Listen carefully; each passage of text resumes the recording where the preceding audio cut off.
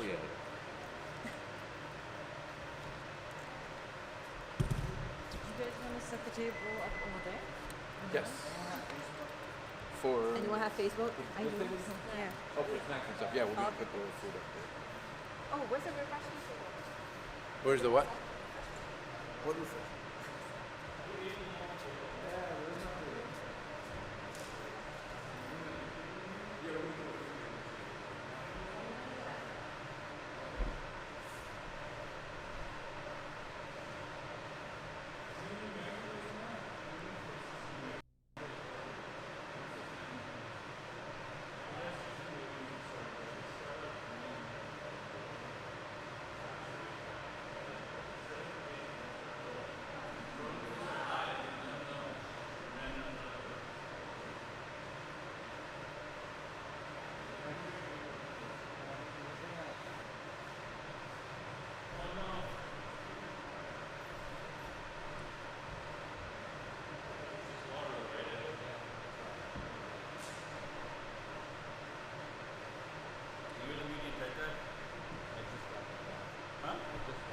Start the job here. What did you do before this? For the state, I still work for the state. Okay. I'm on an internship right now. At the state? Yeah. So like, are you going to college, obviously? Yeah. Just finished freshman year. For what? For what? Cybersecurity? Where? Nice. I went to SUNY. I did computer science there. Like 20, 20 years ago. I know. I was never going to 20 years ago. Why? I'm not going to do that. No, it was bad, man. And I came as an international student, right? So when I applied here, it was like, oh, tech boom, computer science boom. You just got a computer science degree, you get a job right away, right? Yeah. And then when I came here, the market bubble happened. It was saturated. Everybody got a computer science degree by the time I came. And then 9/11 happened. So it got so much harder to get a job after graduation. But you could have done cybersecurity. There was no such degree, like those specialized fields that happened back for us, back then, I wasn't born back then, but I'm just saying. back, Hey, Tracy. back then, there was a lot of Yeah, he just.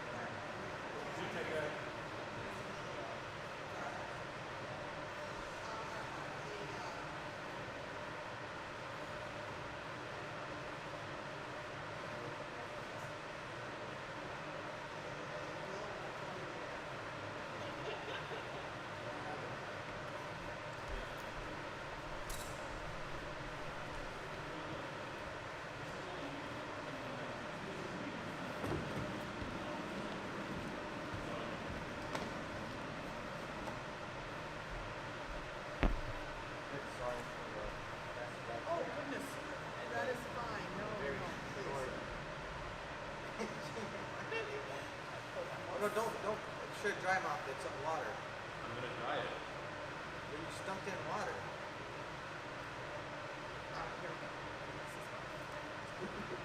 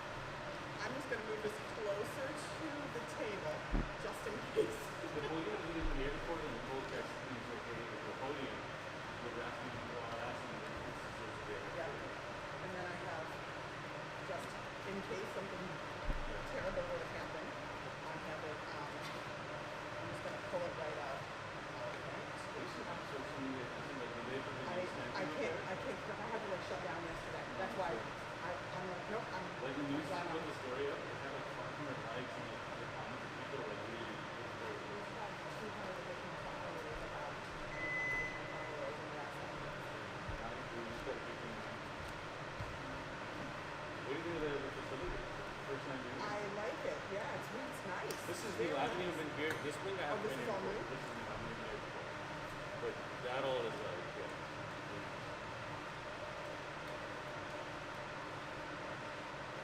Alright, so let's, I'm gonna do this, I'm gonna put this in, Hi Tracy, I'm Kaiser. hello, Nice hi, to meet you. nice to meet you. Just wanna make sure that we can put it in presentation mode. Use preventer here. So I'm just going to, nope, it's not that here.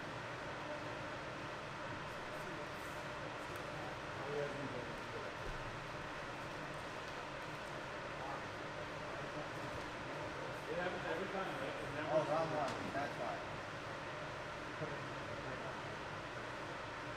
Okay. So I'm not sure if I can put it out. We hope to see what's on the floor. Okay, that's good. But now I gotta see. I did It's not bring, close to meeting though. I did bring it on paper too, just in case. So these are, Oh, it's on the laptop. you wanna put these wherever people might take them, or there's 50 copies of each. This is copies for the clients. Let me share. This is the one in the share.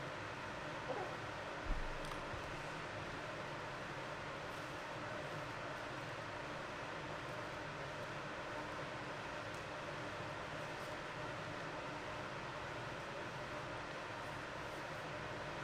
So the other mosque, which is CD, the one in the colony, has like, it's like a actual code like this, but it also has like a track, a running track on top of it. Where is that? That's in colony. The school? Awesome, it No, works. that's like another mosque. I love it when that happens. These are like the two big ones. Excellent. That one on? Let me give you that. Hold on to the job.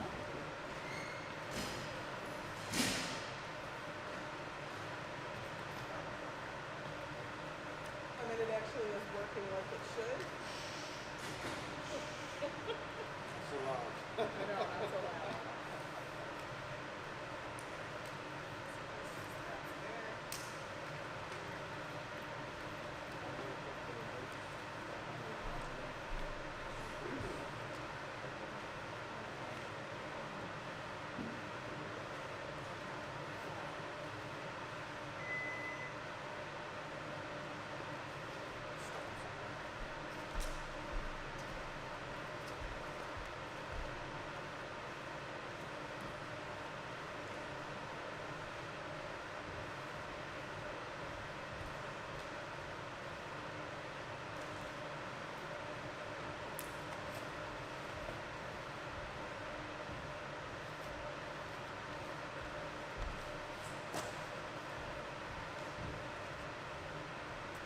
I brought an example of a sensory kit, Oh, good.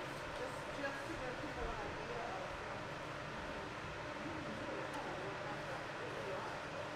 simple stuff, you know? This is in our kit.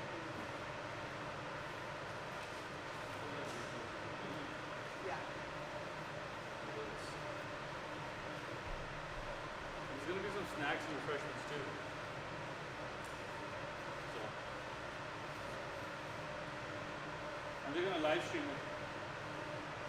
Yeah, you said that, so when I emailed the family back,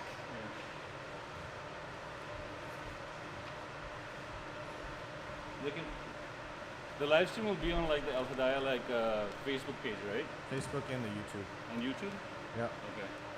So they find the YouTube channel and they can live stream. I have to go grab it.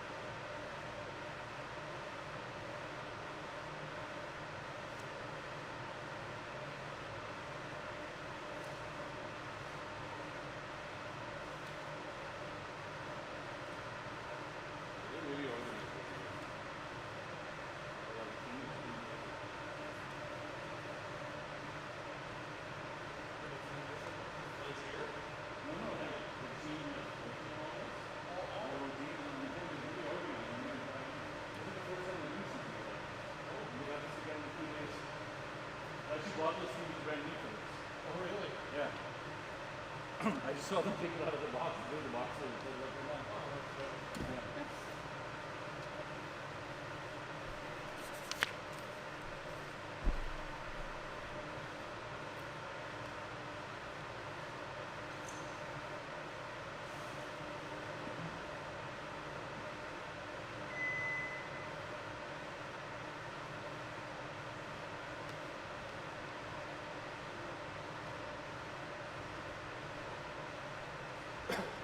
Have you met Tracy?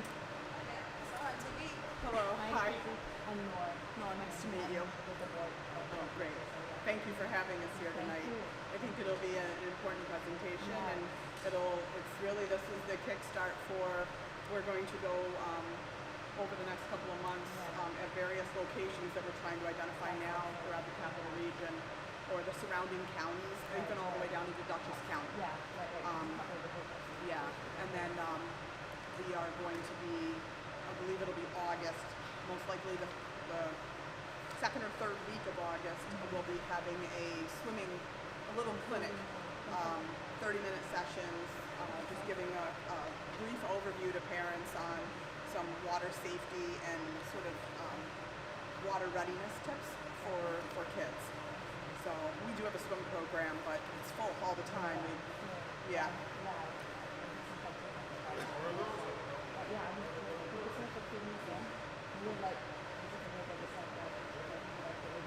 Yeah, no, I absolutely, it's so important, and I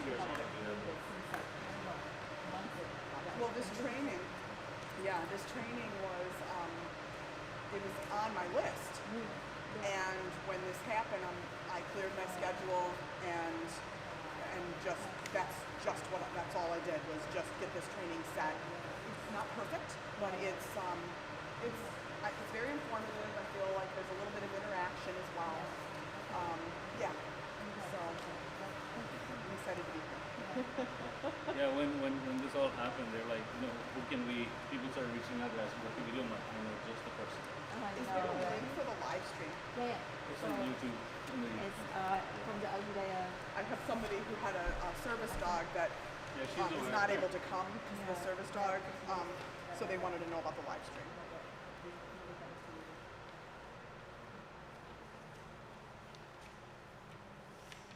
I think it's temperature.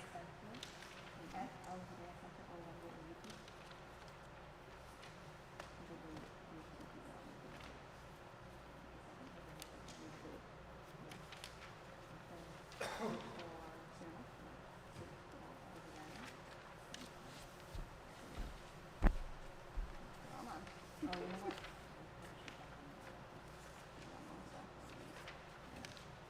My presentation is on my laptop, so, and I have a backup.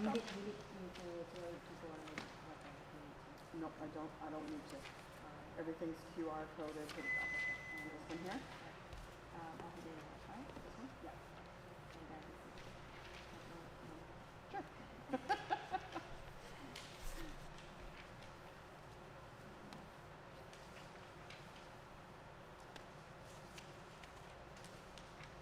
When we get additional staff to have a live feed YouTube when we're doing a presentation for Autism Society would be great.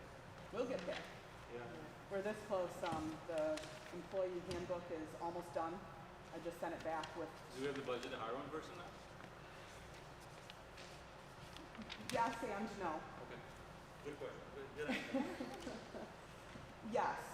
The thing is, if we don't hire someone, we need to be able to do events and fundraisers and activities that will bring. Thank you. Right now, so we can actually just share.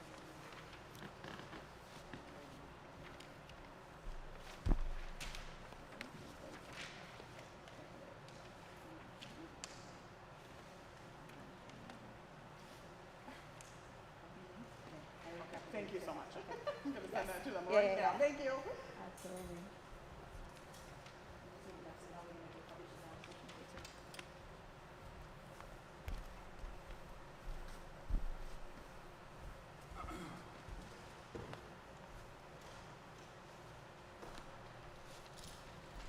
What's your capacity on that?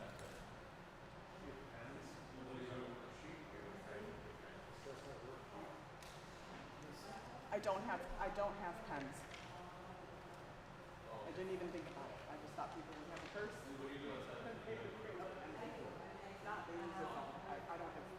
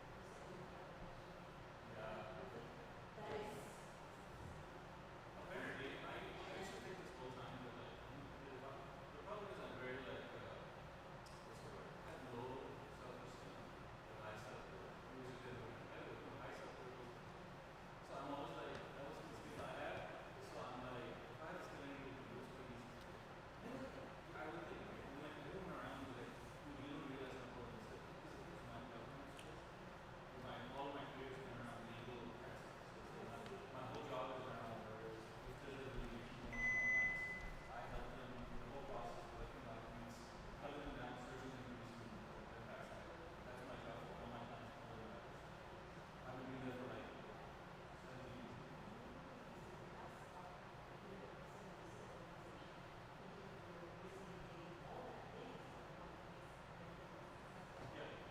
getting?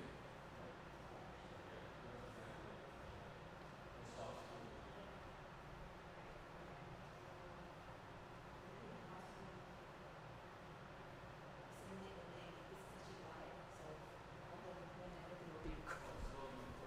Yeah, but because our tech guy is supporting the class that's happening right now too, so he needs to set up over there.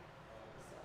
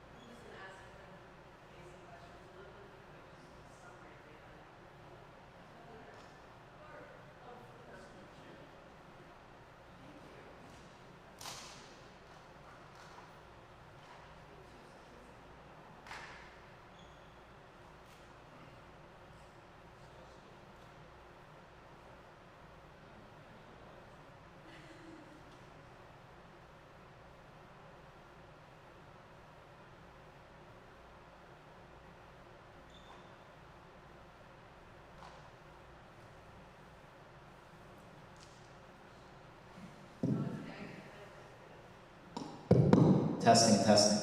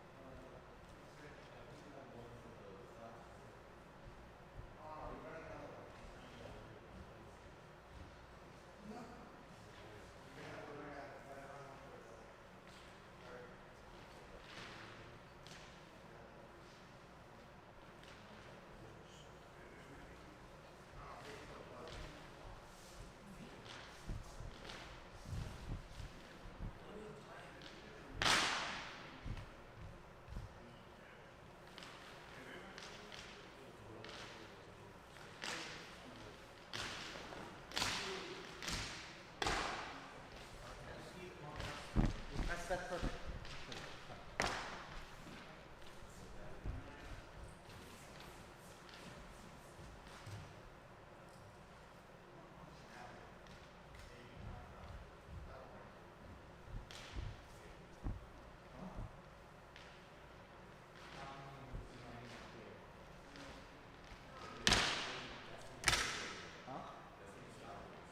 I know. I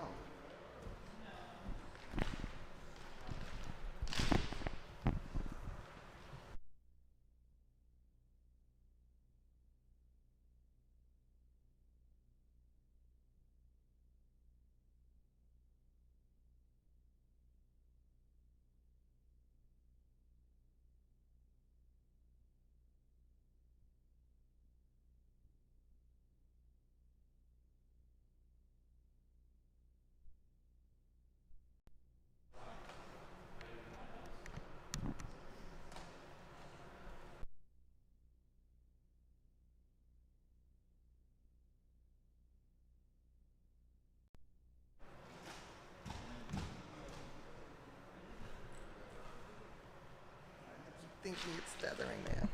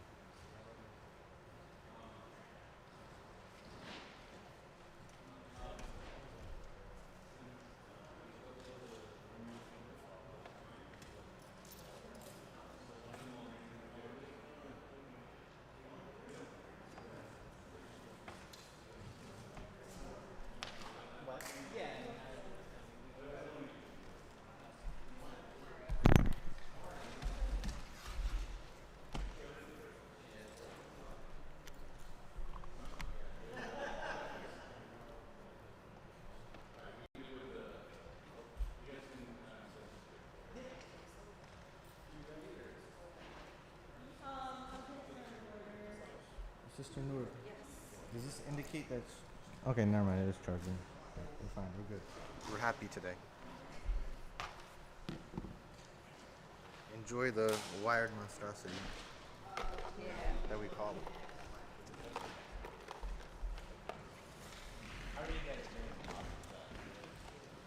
YouTube.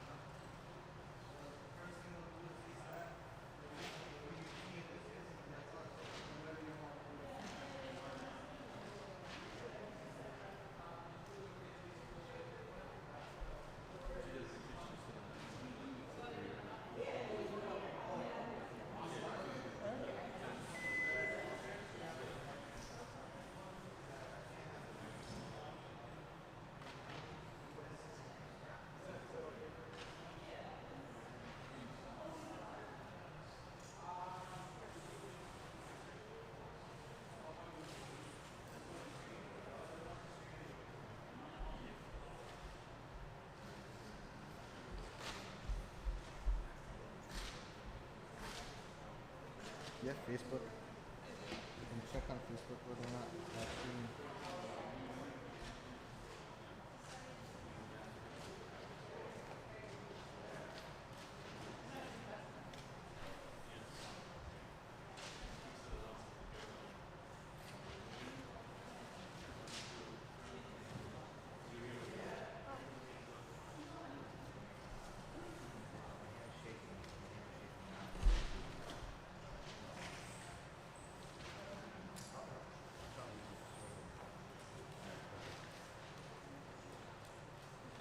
Perfect.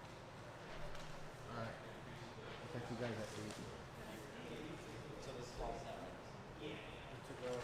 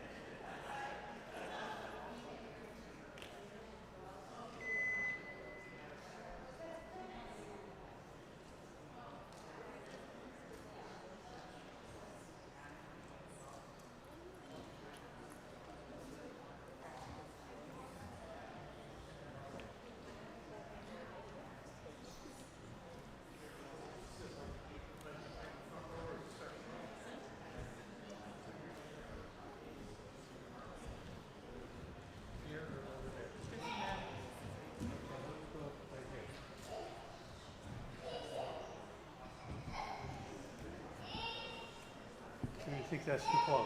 That's good. That's all right, right here. This is right here? Okay.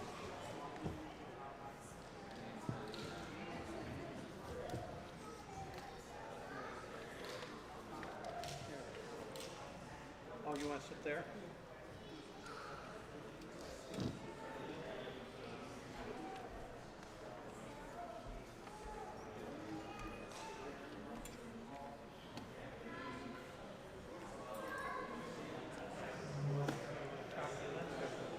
I'll take 2 copies, so we can send one to Michael.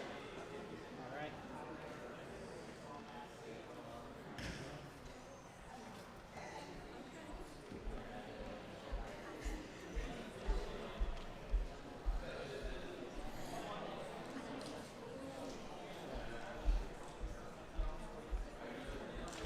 Creating a wandering safety plan.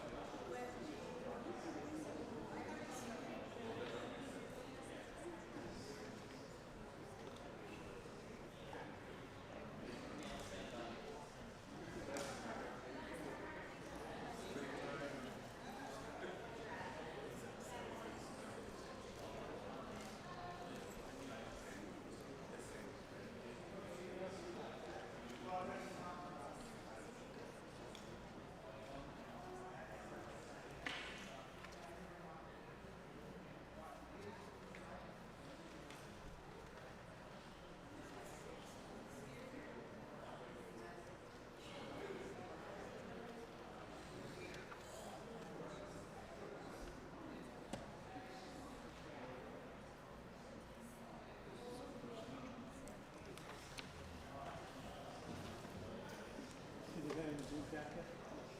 That's him. Yeah. He's been a picture. A modern picture.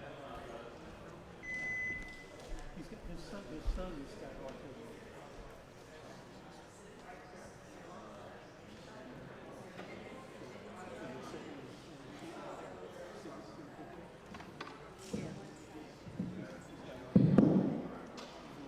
Assalamu alaikum. So if everyone could please have a seat, we will begin in 2 minutes. Apologies for the delay again. If everyone could get seated, that would be appreciated. Just some housekeeping. First and foremost, we do have some refreshments in the back. There's also signage in the back for the bathrooms that are connected to the gymnasium. If you have any questions, there's a number of us wearing badges. We are here to help, so let us know, please.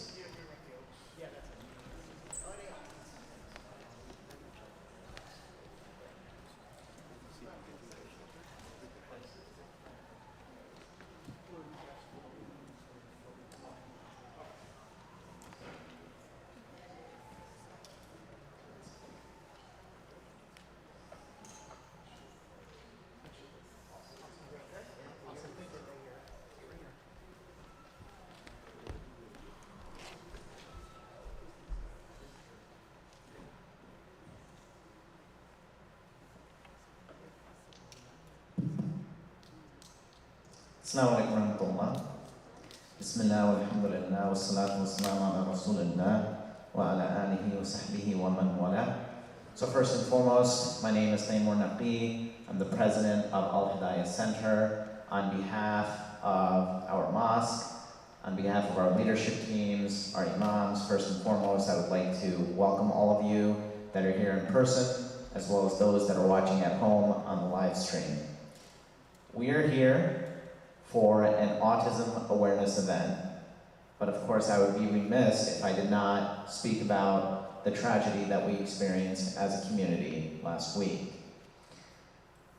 We are now coming together to try to create a sense of positivity and derive some hope and some positivity in the aftermath of tragedy. And as part of that, of course, we aim to be here for Harbi and his family, and to make dua for him and to pray for the patience and the steadfastness of the family. But in addition to that, it's our obligation as a community, given that we have so many families within our own Muslim community and then certainly within the larger community in the capital district that are impacted by autism. And I know Sharif Sultan, in an interview recently on Sunday, mentioned that being a parent of autistic children is the equivalent of being a frontline soldier in terms of the amount of stress and the amount of chaos that they have to endure on a day-to-day basis. And so today we're coming together and we're hoping that this is one step in a multi-step process for all of us collectively to become more aware of autism, what it is, how to deal with it, certainly how to help the parents that are directly impacted by it, and among other things, to create a sense of planning comprehensively with respect to wandering and other issues that autism parents often deal with. This is a long-term goal. We at Hidaya and one of our speakers will speak to this in more detail, but we do have a program here at this masjid, at this mosque, for families of special needs children. It is an extremely difficult reality, and it's perhaps something that many of us don't think about on a day-to-day basis, but the parents, the families that are directly impacted by that, they have no choice but to think about that and to interact with that and deal with it on a day-to-day basis. So part of our goal here tonight is to come together with the Autism Society to learn more about autism and to figure out how we can do a better job of creating a safety plan so that, God willing, inshallah, we don't experience something similar to what we've already experienced. There'll be an opportunity to ask questions and engage. We also want to thank Tracy Schober for coming from the Autism Society of the Greater Hudson region. In addition to that, we also have Assembly Member Angelo Santa Barbara, who represents the 111th Assembly District, which covers, I believe, Montgomery and Schenectady counties. He himself also is a parent of an autistic child, and he himself has fought and supported autism at the Assembly and the legislative layer. In addition to that, we will also have our brother Sharif Sultan, who himself also is a parent to an autistic child. So we have a number of people that are in our immediate community, the larger community, our elected officials, who deal with this on a day-to-day basis. And it's imperative that we listen, that we're attentive, and that we take away from this meeting actual action items that we hopefully, inshallah, can do to help those around us that are dealing with this on a day-to-day basis. So again, welcome from myself and on behalf of the mosque. Again, if there's any questions that anyone has while you're here, or if you have any questions in general about our mosque, about our community, our doors are always open. There's a number of us that have badges on. If you have any questions, if there's anything that we can do to help you or feel more welcome, please do let us know. So having said that, let me now introduce Assembly Member Angelo Santa Barbara.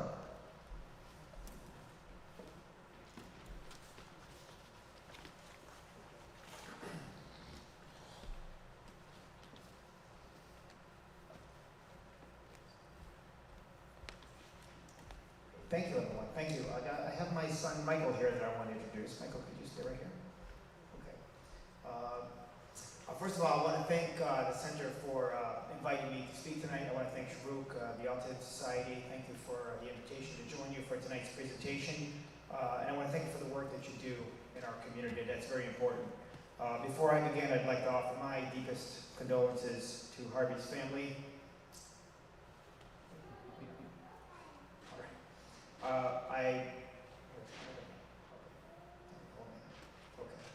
Our hearts certainly remain with them during this difficult time. I want to thank everyone in the community who searched, who prayed, who came together in the hope of bringing Harvey home safely. While we can't change what happened, we can honor his memory by working together to help protect other children and families. And tonight is one of those presentations that I think will be very helpful to the community, something we've talked about in the past, but it does need a little more awareness to it, and it can help prevent tragedies like this from happening in our community. So I want to begin with one simple thought. I believe that the true strength of our community is not measured by our buildings. It's not measured by our roads, construction that you see out there, our technology, but it's measured by how we care for one another. Those who depend on us the most, our most vulnerable populations. And that's what brings us together tonight. This isn't just about a program, it's about families. It's about safety. It's about making sure every parent, every grandparent, every caregiver out there has the knowledge and the tools to protect the people that they love. For me, this is more than just a program. It's something that we talk about every day. As a member of the New York State Assembly, I chair the Committee on People with Disabilities, but my most important job is being a father to my son Michael. For my family, this isn't something we just read about in reports or hear about in meetings. It's something we live every day, and many of us share that same sentiment. Like so many parents here tonight, we've experienced those moments when your heart will skip a beat because you can't immediately see where your child is. And it just happened to me when I walked in here. He ran for the bread in the back, and I turned and he was gone. And that's how quickly it can happen. Even if it only lasts a few seconds, it reminds you how quick a normal day can become an emergency. And that's why programs like Project Lifesaver that we're going to talk about, that's why they matter. That's why the work of the Autism Society matters. They're about giving families layers of protection, giving first responders the tools they need to help bring someone home safely. A lot of people may not realize how common wandering can be. It actually happens more than people think. Researchers found that about half of the children with autism have wandered or bolted from a safe place at least one time before the age of 4. Many unable to communicate their name, their address, phone number when they're found. And that's a scary thought. And as I said, it can happen in a matter of seconds. And water can be especially dangerous. My son loves the water. He does, no doubt about it. Since he was a little kid, he loved to go in the water. And he still does now. Children are naturally attracted to it. And those aren't just statistics. When we talk about half, we talk about the numbers. Each number represents a family out there. A mother, a father, a brother, a sister. Someone who loves them and worries about them every single day. The good news is there are things that we can do. We can create a safety plan that we're going to talk about tonight. We can teach water safety. This is something we're also going to be working on. We can build relationships between families and local law enforcement. And I know the sheriff's departments, I think virtually all of them know about Project Lifesaver and are aware of exactly how the program works. And that's wonderful to know, Michael. That's why these programs matter. Because when someone goes missing, time is not on your side. Every minute matters. And the goal is simple, to find people faster, to bring them home sooner, and give families hope when they need it the most. Give family that peace of mind. That there's a backup plan. Project Lifesaver gives that backup plan to families, first responders, gives them that tool to make it happen. And it helps turn a search that might take hours or even days down to minutes. And this is proven technology. It's out there. The stats are out there. This has happened. They can reduce a search down to minutes. Very, very effective. So that's more than a program to me. That's peace of mind for families. That's another opportunity to bring someone home safely. And that is something worth investing in. We can educate our communities so more people know what to do before an emergency happens, not after. And again, that's why I'm going to continue working to make sure we have funding in our communities to support programs like this, like Project Lifesaver, to make them available to more people, and other programs that can help keep families safe. I believe every family should know these resources exist. Every community should have access to the programs that help keep loved ones safe. But funding alone isn't enough. The program only works if people know about it. That's why tonight matters. My hope is that everybody here leaves with new information. Every caregiver learns about one more resource. Every first responder builds another connection with the community. And that's another step towards preventing the next tragedy. And for me, as an elected official, this is also an opportunity for me to listen. And I want to hear from families, and I hear from families every day. I want to hear from advocates, from first responders. What else can we do? Because good policy doesn't begin in a committee or in a room. It begins by listening to the people that are affected, the people out there. It begins by understanding where the gaps are, where we need more awareness. If there's barriers out there to access these programs, if there's additional steps that we need to take, let's identify and take them together. Because protecting people with disabilities isn't the responsibility of one organization or any one level of government. It's everyone's responsibility. It's something all of us share. So I'll leave you with this. We can't control everything that happens out there. But we can be better prepared. We can be better informed and better connected. And if tonight helps one family discover a resource that they didn't know about, if it helps one caregiver have greater peace of mind, or helps bring one loved one home safely, then the effort that we've made is worth it. So I want to thank you all for being here tonight. Thank you for caring for one another. Thank you for helping build a community where everyone knows that they are not alone. And you are not alone. The greatest way we can honor those that we lost is by doing everything we can to protect those we love. God bless you all and have a wonderful evening. Thank you for the opportunity to join you and to speak tonight. Michael? Okay. All right.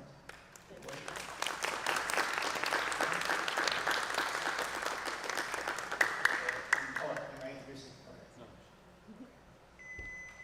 And I do have my contact information on the back of this program. This is this year's program at State Capitol. If anybody wants to reach out afterwards and share any thoughts or comments, I'm open to doing that. Thank you.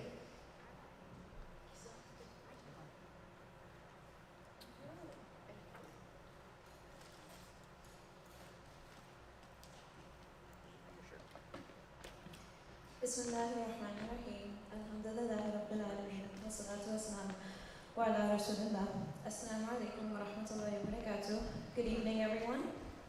First, I just want to thank everyone for being here tonight and taking the time out to come out and support this event. Especially in light of this recent tragedy in our community, I think it really showed us all how important it is to have important conversations like this, and how important it is to come together, learn, and support one another. My name is Kirat. I am the coordinator of the Baraka program here at Al-Hidaya. Baraka means blessing, and that is exactly what we hope this program will be, a source of blessing, support, and belongings for families with disabilities, their families, and our entire community.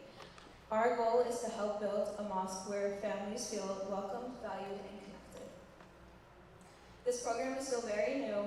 We're still up in learning and growing. There's going to be a lot of trial and error, but inshallah, God willing, this is only the beginning.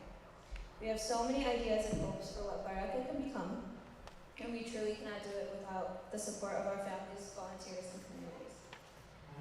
Tonight's event is especially important to us in light of the recent tragedy. We felt it was important to take the opportunity to come together to educate ourselves, have these important conversations, and learn how we as a community can be better prepared to support and protect individuals who may be at risk for wandering. We hope that what we learned tonight can help us become more aware, more prepared, and better able to support the individuals and families in our community. I also want to sincerely thank everyone who helped make tonight possible, everyone who volunteered, and all of you for simply showing up and being willing to learn. Your presence and support truly means so much. Huge shout out to Tracy for taking the time out of her busy schedule to be here today. May Allah grant the family sabr and ease during this unimaginable time. May Allah protect all of our children and families, and may He allow us to use what we learned tonight to make our community safer and more understanding and supportive. Again, thank you all for being here, and inshallah, we hope to see you at many more Baraka events in the future. And with that, I'm going to pass the mic over to Brother Shahrukh Sultan, who's known as our community's squeakiest wheel when it comes to autism. Brother Sharif has served as interim president, vice president, and board member of the Autism Society Greater Hudson Region. He also runs a podcast called Speaking of the Spectrum, which sheds light on autism in a positive and meaningful way. Thank you, everyone.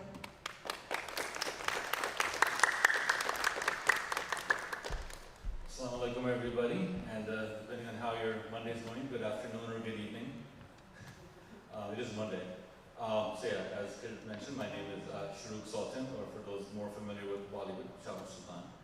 As everyone was mentioning, given my ties with the Autism Society in the past and with the Muslim community, when unfortunately this tragic situation happened, it hit so close to home. As a father of a 14-year-old boy named Muhammad who is autistic and nonverbal, I really do. I mean, when I think Brother Timur mentioned the fact about how autism parents feel the same stress levels as those of frontline soldiers, that's not something I want to test, but it's something I believe. We're so hyper-vigilant all the time, right? Constantly, no matter how many people we have at home, or what cameras we might have set up, or what trackers. In the end, it takes a village to get everything, safe. And yesterday when I finished up my interview with Tracy, we were on the news, and she comes up to me and says, sure, what's your monitoring plan? And I was stumped, I was like, I don't have one. And for someone who's, people look towards it, it's like, hey, you have sorted out a safety plan for your kid. It's all in their head. I need to attend this more than anybody, no matter what my background or position is. So, I do want to take a moment, obviously, to thank the entire team here at Al-Hidaya, Brother Timur for spearheading all of this, allowing us to put this together at such a short notice. Sister Kirit, Sister Noor, all the volunteers who put all of this together at such short notice. Of course, Assemblyman Angelo Santa Barbara, who I think when I saw you today was the first time since the incident, and it was, I think, the warmest hug I've received from everybody. I knew it was another autism parent who felt that pain. When that news came out, I was not okay. And that takes a lot for me to feel that way, because you're gonna get used to sort of the pain and struggles. But when something like this happens, I was not okay. But one thing I think we all collectively decided was, whether you were an autism family or a friend, or a lot of my friends here who don't even have a child on the spectrum, but they still care, and they wanted to step up. And I was like, Harvey's passing away, his incident is not going to be in vain. We're going to do everything to make that happen, inshallah. But our mosque leader, Imam Sheikh Jafar, is here. Imam, you might not know this, but for the last 25 years, when I first came to this country, as an international student, you used to come to the University of Albany to give khutbahs at our Friday prayers for the students. And in all those 25, 26 years now, I don't think there's been one khutbah of yours where I've not walked away feeling inspired or learning something new. So, when I went out to start this podcast that you heard about, and I was trying to sort of get things aligned with how the future needs to look like for my family, I reached out to you one day, and I said, Mom, what does Islam teach us about this, about autism and support, and where do we go? And you paused for a minute, because it took a moment to collect, because 1400 years ago, we didn't have the research or acceptance or awareness that we do now. But the example you came up with changed everything for me. And what you told me was that when the Prophet Muhammad, may peace be upon him, used to migrate in these large caravans of hundreds of thousands of people, what he would do, and everybody knows this, we're familiar with this, is he would always put the people who needed the most support at the front of the caravan. So whether you were a child, whether you had some physical needs you need help with or anything, they were at the front of the caravan. Because what that did was that set the pace for the entire caravan. And that's such an important lesson, because since that day, it changed everything. I understood one thing, that I think a lot of us autism parents initially are really hesitant to ask for help or to seek support in our community. But once you start unlocking that, once you get past that stigma, once you start speaking of the spectrum, which just happens to be my podcast for a reason, right? Once you start doing that, everything changed for my son. I have, alhamdulillah, a social support of friends and family who, have structured everything around my son, and that changed everything. So I think that is, I mentioned that because we're all here reflecting that right now. Those of you watching at home, those of you who've been reaching out to me since the incident, and here in presence today, it's about that community, it's about that support. And inshallah, all come together, we will do our best to prevent these kind of incidents from happening again. So thank you all for giving me some moments to speak. As you can tell, I'm really emotional. It's been a very touchy subject. And as Kevin mentioned, I'm a squeaky wheel, I love to talk. But this is an emotional one. So when everybody reached out to me after the incident and said, hey, we need to do something, what are the plans out there, what is the information out there? I said, I have just a person. She's an absolute soldier in this field of work. There's no one better in the entire area to speak to this. And her name is Tracy Shover. I'm so honored to have to work with you in the last 5 or 6 years. And now it's time for the main event. So Tracy, all you here.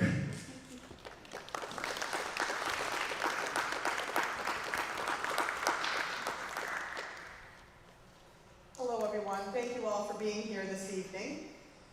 My name is Tracy, and I am also a parent of an autistic child who's now an adult. He'll actually be 27 next week.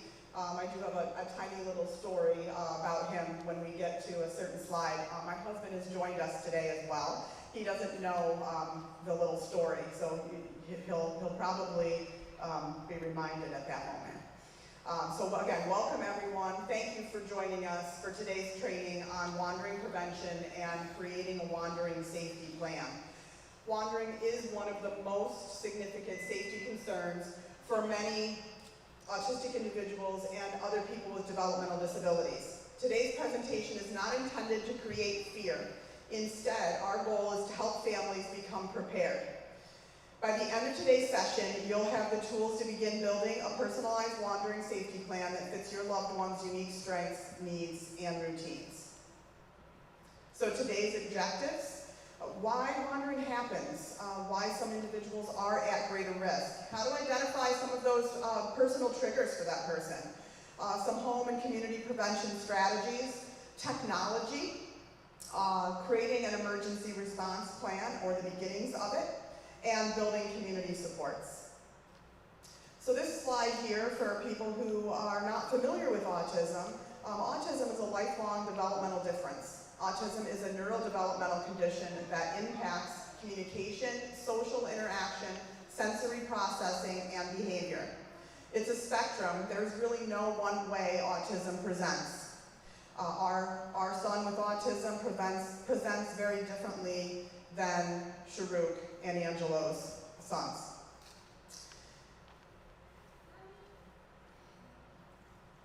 The Centers for Disease Control defines wandering, sometimes referred to as elopement or bolting, as a person leaving a safe area or responsible caregiver.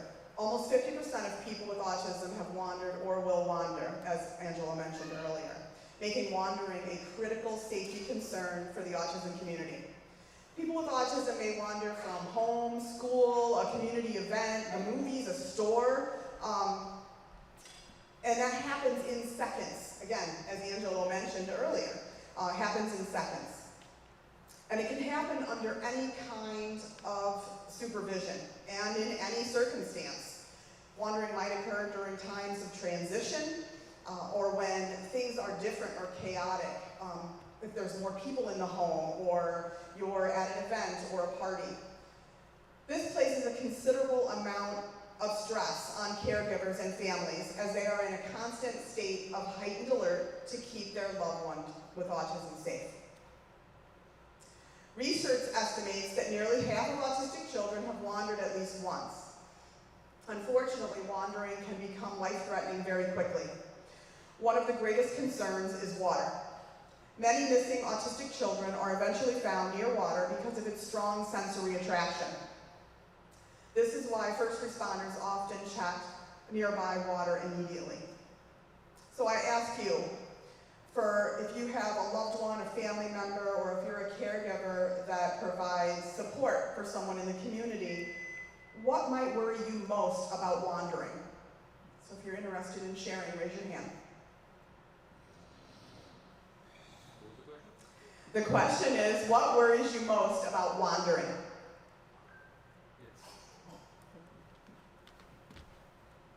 For me, it's like the wide range of where the child could go is so unpredictable, right? Because I remember when one of my friends first called me about our baby, he went missing.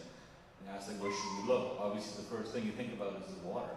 But then it's also very unpredictable. Like with my son, I know it's not the water. It could be anything else that triggered it.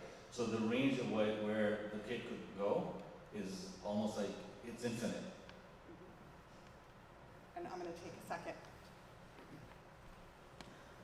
I worry about the water and drowning were at a family picnic with a lot of people and nobody noticed our grandson missing. And I, of course, ran right to the river. It was a long river. And somebody found him on a piazza in the woods.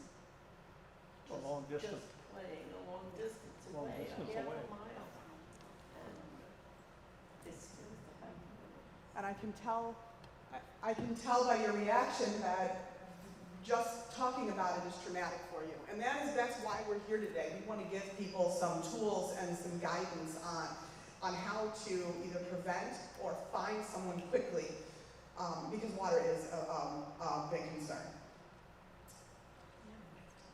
So now let's get into why do people wander. Individuals with autism can wander for many reasons, but wandering is often a form of communication and can be an indication of an unmet need and or the inability to communicate a need.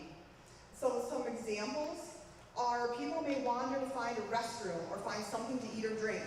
Wandering and movement may also be a way of coping with the physical discomfort of internal feelings of hunger, thirst, heat, overcrowding, an unfamiliar place. Wandering might occur when a person is drawn to something, motivating them to explore.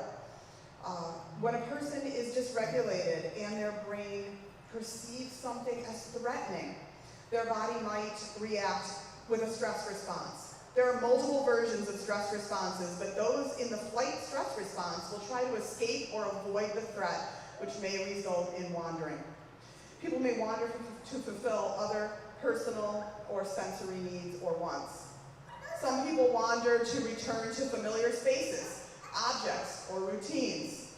Sharuk shared a story the other day that his son might go looking for Sharuk's car, or a car that looks like Sharuk's car. So that would be something that Sharuk would tell his community of support if his son was wandering. Wandering may be a way of coping with sensory overload. And sensory overload happens when sensory stimuli overwhelms a person's ability to cope. This could be triggered by a single event, like unexpected loud noise, or it can build up over time due to the effort it takes to cope with sensory sensitivities in daily life. Some autistic people might wander to seek sensory stimulation and engage with a variety of sensory inputs, whether it's sights, sounds, textures, smells, or temperatures that could be calming or stimulating. So this is the example that my husband doesn't really know about. So when our son was little, he would hide when he was embarrassed or upset. So my husband knew I was going to put that in tonight's presentation. But I started thinking more about it and remembering a time when he would also wander on the dairy farm that we lived next door to, and that's where his grandmother watched him every day. And he would wander on the farm to see cows and tractors, which can be dangerous. And one time he wandered outside without telling anyone, and his boots got stuck in the mud, or what you and I just can imagine is mud, on a dairy farm.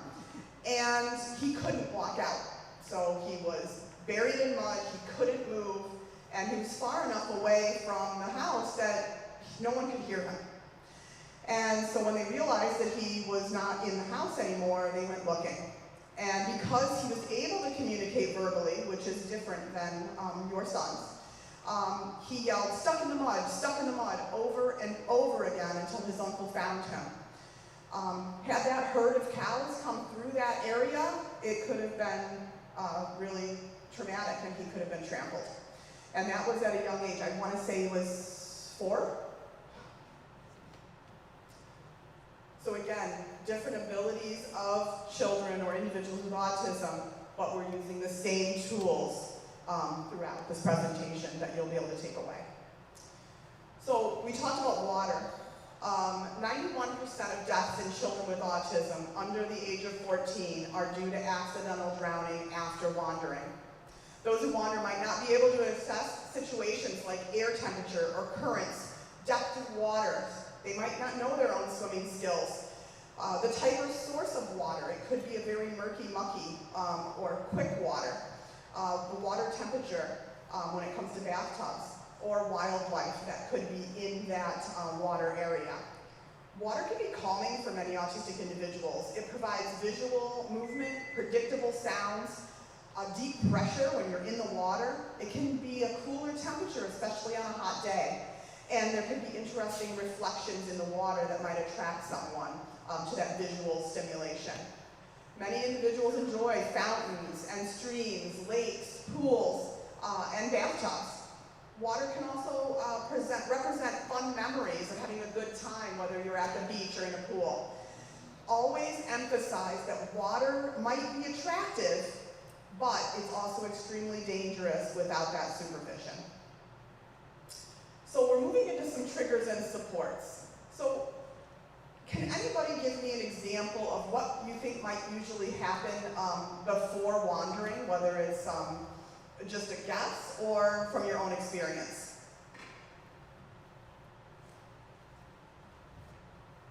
No? Would you like to go again? Like with my son, it's if we're at a social event or something, there's a lot of noise or something, and even if we go to restaurants, which is very rare now, but you usually have a 15-minute limit at which you can tolerate all the stimulation and stuff, the noise and everything. And once he's done eating his fries, it's time to go. So those 5 to 10 minutes are all that we get to eat, and then we go. So I think he has like a time limit with the sensory needs. Thank you. I'll say that when he needs to go to the bathroom, if he detects or wants to look for a bathroom, he'll go and just look for one. I was at an airport one time and he saw the bathroom and he started veering off on his own, and I had to pull him back, and I figured out that's so a need. Or when we got in here, I was saying hello and I turned around and he saw the food and he just went. So he'll just go, if there's something he wants as a need, he'll just go and get it. Yes, and those are different needs that are definitely can be triggers. So identifying these triggers, consider the circumstances and situations when it looks like an individual might be seeking some sensory input, like a hug or deep pressure. They might be searching for a tangible item. If they cover their eyes, they might be signaling that something is just too bright. If they look nervous or move away in an anxious way, it might be something that is scaring them. If they put their hands or fingers over or in their ears, it could be signaling that something's too loud. If they also seem anxious about not knowing what's next or what to expect, those are things that can all be triggers for someone, and then subsequently they might wonder if those needs aren't met. So, for those of you who are caregivers, or you have family members who have autism, a developmental disability, dementia, or Alzheimer's, on your phone or on a piece of paper at your seat, take just a couple of seconds to write down your loved one's top 3 triggers. So I'll give you about 30 seconds.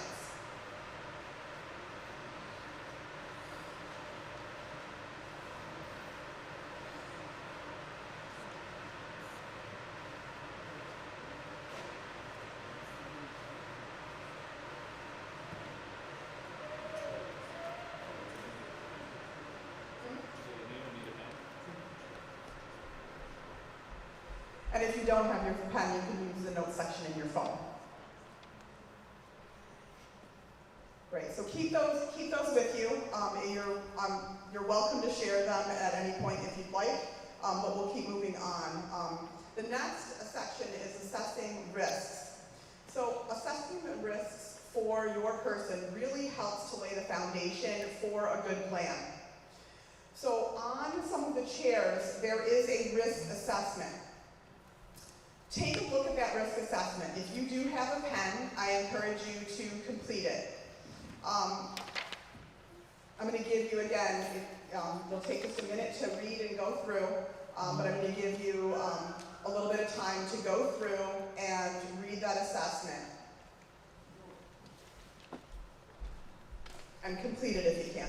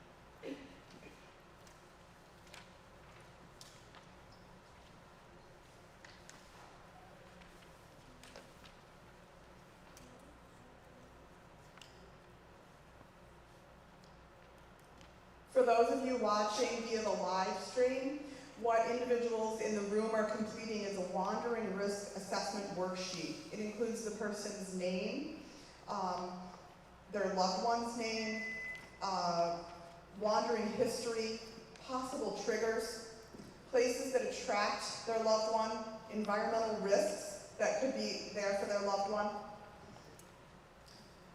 a risk rating of some specific places like home, school, community outings, when they're near water or family gatherings, current safety measures that are in place right now for your family, the top 3 concerns you may have, and immediate actions that you can take this week to help start creating that safety plan, and then what your one thing that you'll do in the next several days. So on that note, I'm going to move forward with asking just to see if anybody would like to share if anything surprised you about the risk assessment that you just quickly went through and how you answered anything. No surprises, okay. Which environments present the greatest risk for your loved one? Would someone like to share? Traffic. Okay.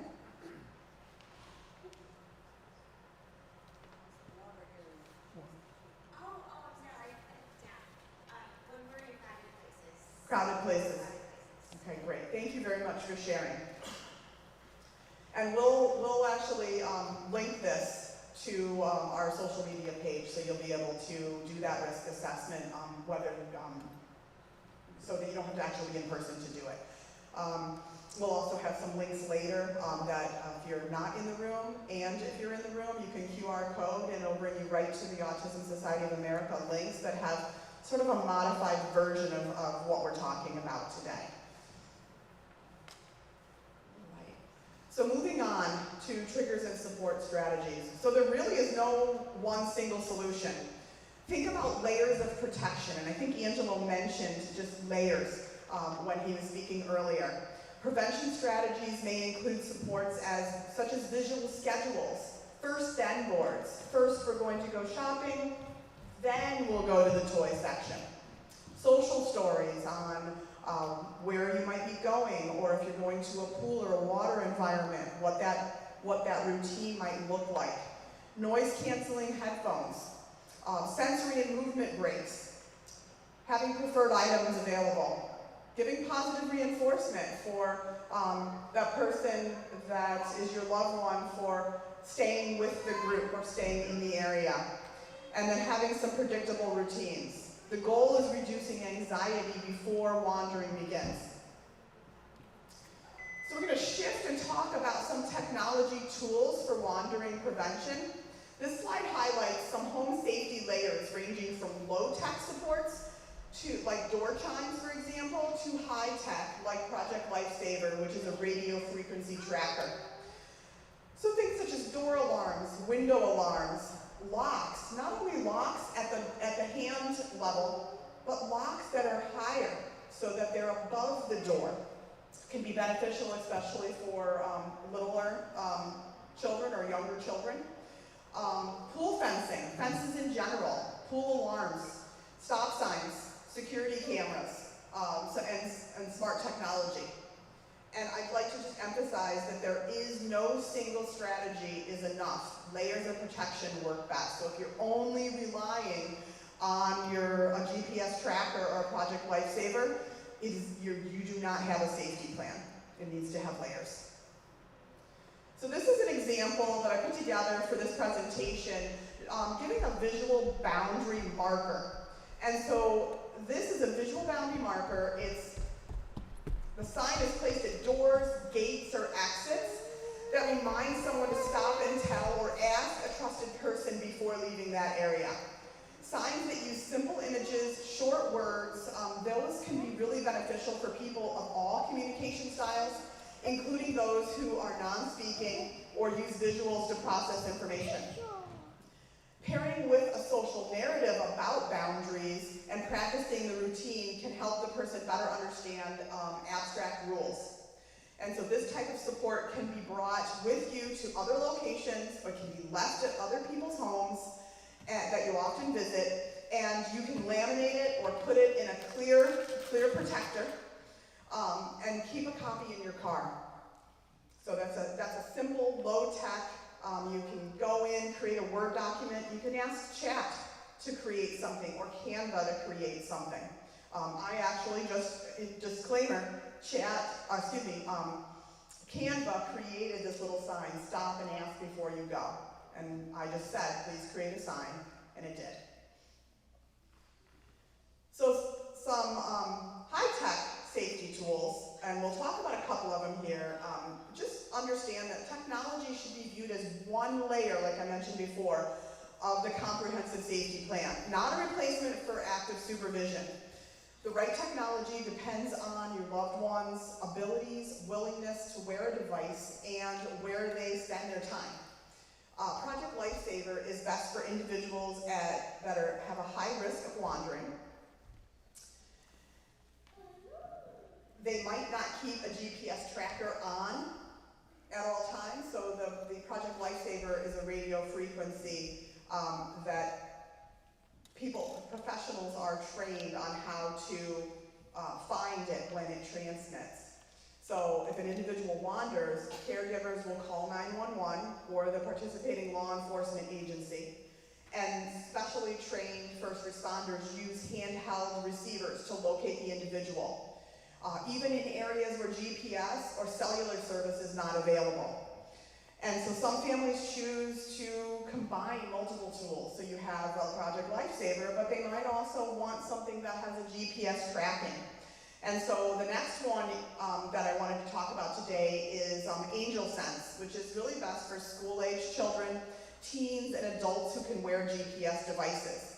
This features real-time GPS tracking, live location updates, safe zone or geofence alerts. So if Michael had an Angel Sense on his wrist and he was to leave his backyard, Angelo could, with that app, get an alert that Michael has left the geofence area. It also has a two-way, it could, if the service you get has it, but it also has a two-way voice communication. There's an SOS button. There's also a listen-in feature where it's legally permitted.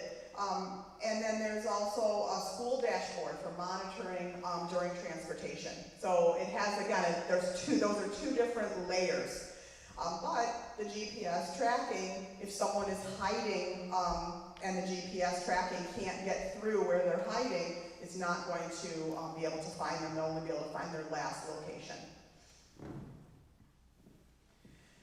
Remember to routinely check batteries in these devices, update the software, and practice using your devices before any emergency occurs. And no matter what technology you choose, it's important to have a written emergency plan and to share it with caregivers, schools, and trusted family members. So if anybody would like to share, what technology, if any, are you currently using, and what has worked well or not for your family? I know Sharuk has cameras. Anyone else use any type of technology?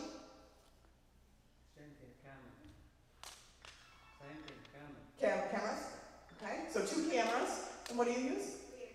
Project Lifesaver, cameras, and I have a handful of Apple tags on various backpacks, pockets. So Project Lifesaver and various like Apple AirTags, which is one of the geofencing pieces. And so the geofencing apps, there's Google, a Google Family Link, there's Apple's Find Mine, there's also Life 360. They do have a free version, but their more extended versions are paid versions. And then Samsung Smart Things, it's called Samsung Smart Things Find, and that there's a paid version of that as well. So there are different layers, whatever is best for a family. So Project Lifesaver. So you can go to the Project Lifesaver website and you can click on the Find Agency in your area and go to the link, put in your zip code, the the distance you want to search, so if it's 50 miles, 100 miles, whatever you're looking to search, and then click Find Agency to review results. So I use the Schenectady zip code, 12305, and this is what came up in that radius. And so, as you can see, all the surrounding counties offer Project Lifesaver. And then there is a local police department listed on their website. The City of Waterville Police Department offers Project Lifesaver.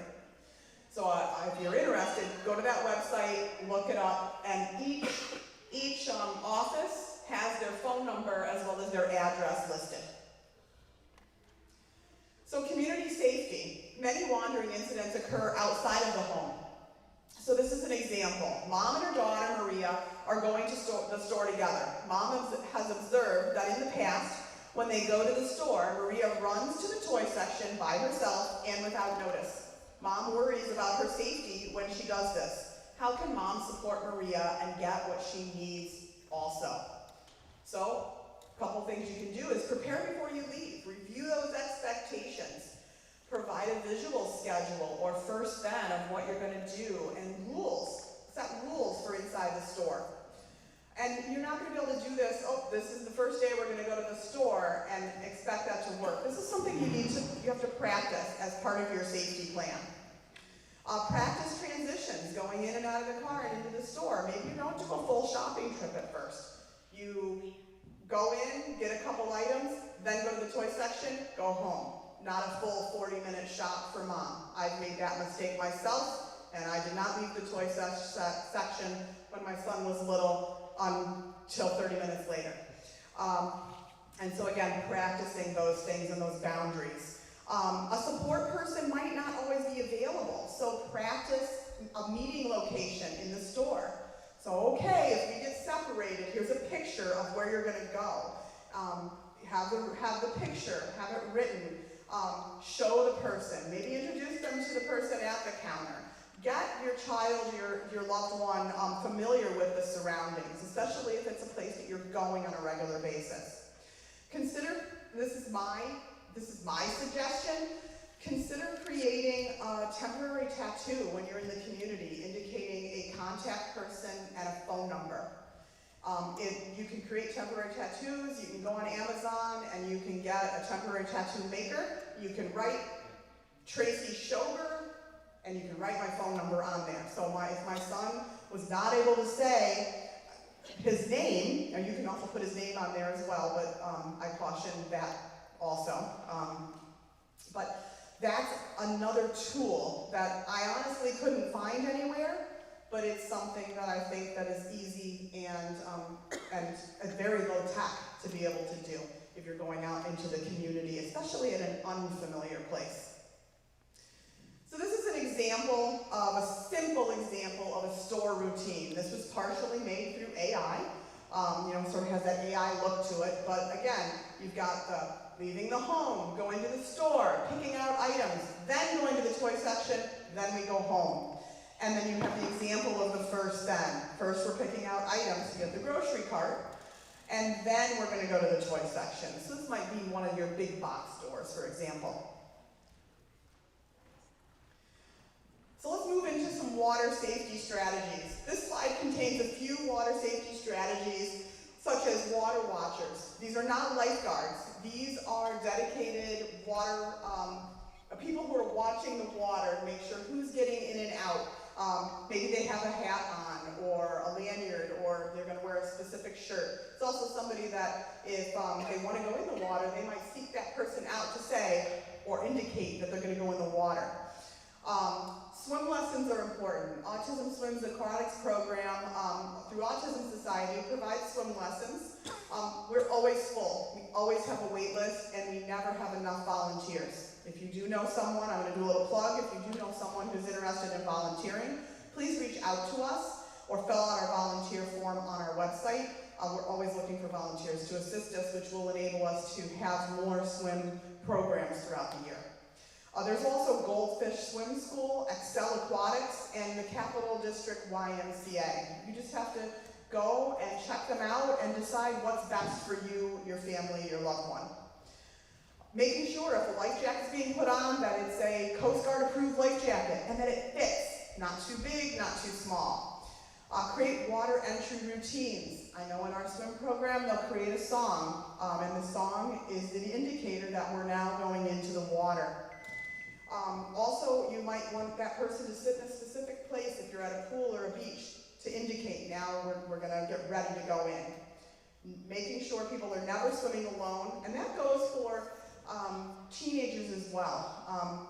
Not teenagers necessarily who have a diagnosis of autism, but any teenagers. Teenagers have a high drowning risk as well because they think their skills are better than they are, or there's alcohol involved, so I do mention that also. Making sure that you're telling your teens to not swim alone. And then develop some family rules around swimming. Supervision is always required, as I'm sure all of you know. And many families don't realize how many water hazards actually exist nearby. So I do encourage you, either now or later, to put in your home address and scroll out on your Google Maps and see how many water. Pools might not be on there, but if you go to the live or the view that you can see the houses, you can see pools in the backyard that you might not know exist. So those are some strategies to be putting in your plan. Swim Angelfish. This QR code will bring you to the Swim Angelfish website. I do encourage people to visit it. It has a lot of free resources and tips on swimming safety, not only for caregivers, but for instructors as well. So I'll leave this up for just a second.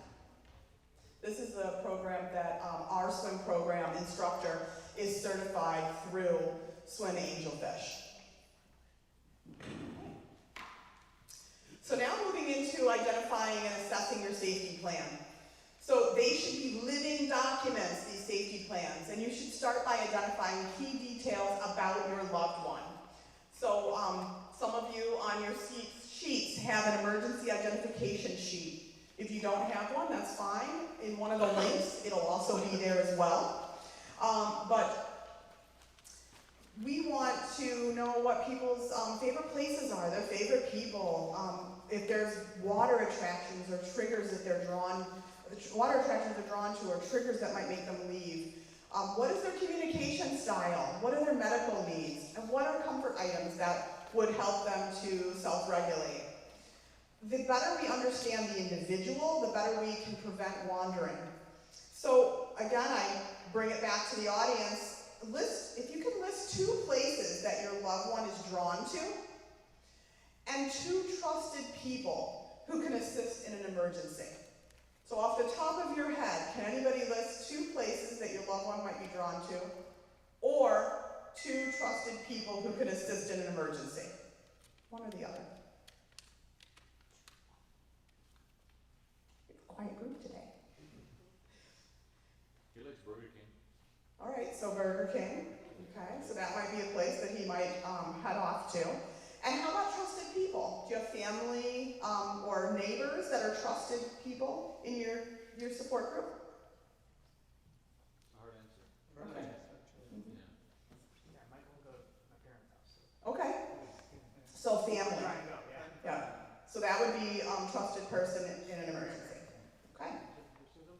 Yes. Oh. And what trusted people would you identify that might help in an emergency? Parents. Okay. Great. Thank you. So making a plan, creating that family response plan. Families need to decide who calls 911, who checks the nearby water, who searches favorite places, who stays home, who meets the first responders, who contacts neighbors, and assign responsibilities now, not during the crisis. That's why the wandering plan is so important. You have another sheet. Again, this is in one of the links as well. It's called a Wandering Emergency Plan Information. It does a little bulleted outline of what we're talking about now. So you could actually go home and start this plan just on notepad paper or type it in your computer. You can also use the resources on the Autism Society of America website, which gives some planned out documents. So practicing and implementing. You have to practice those family drills, just like we all, when we're in school, practice your home fire drill.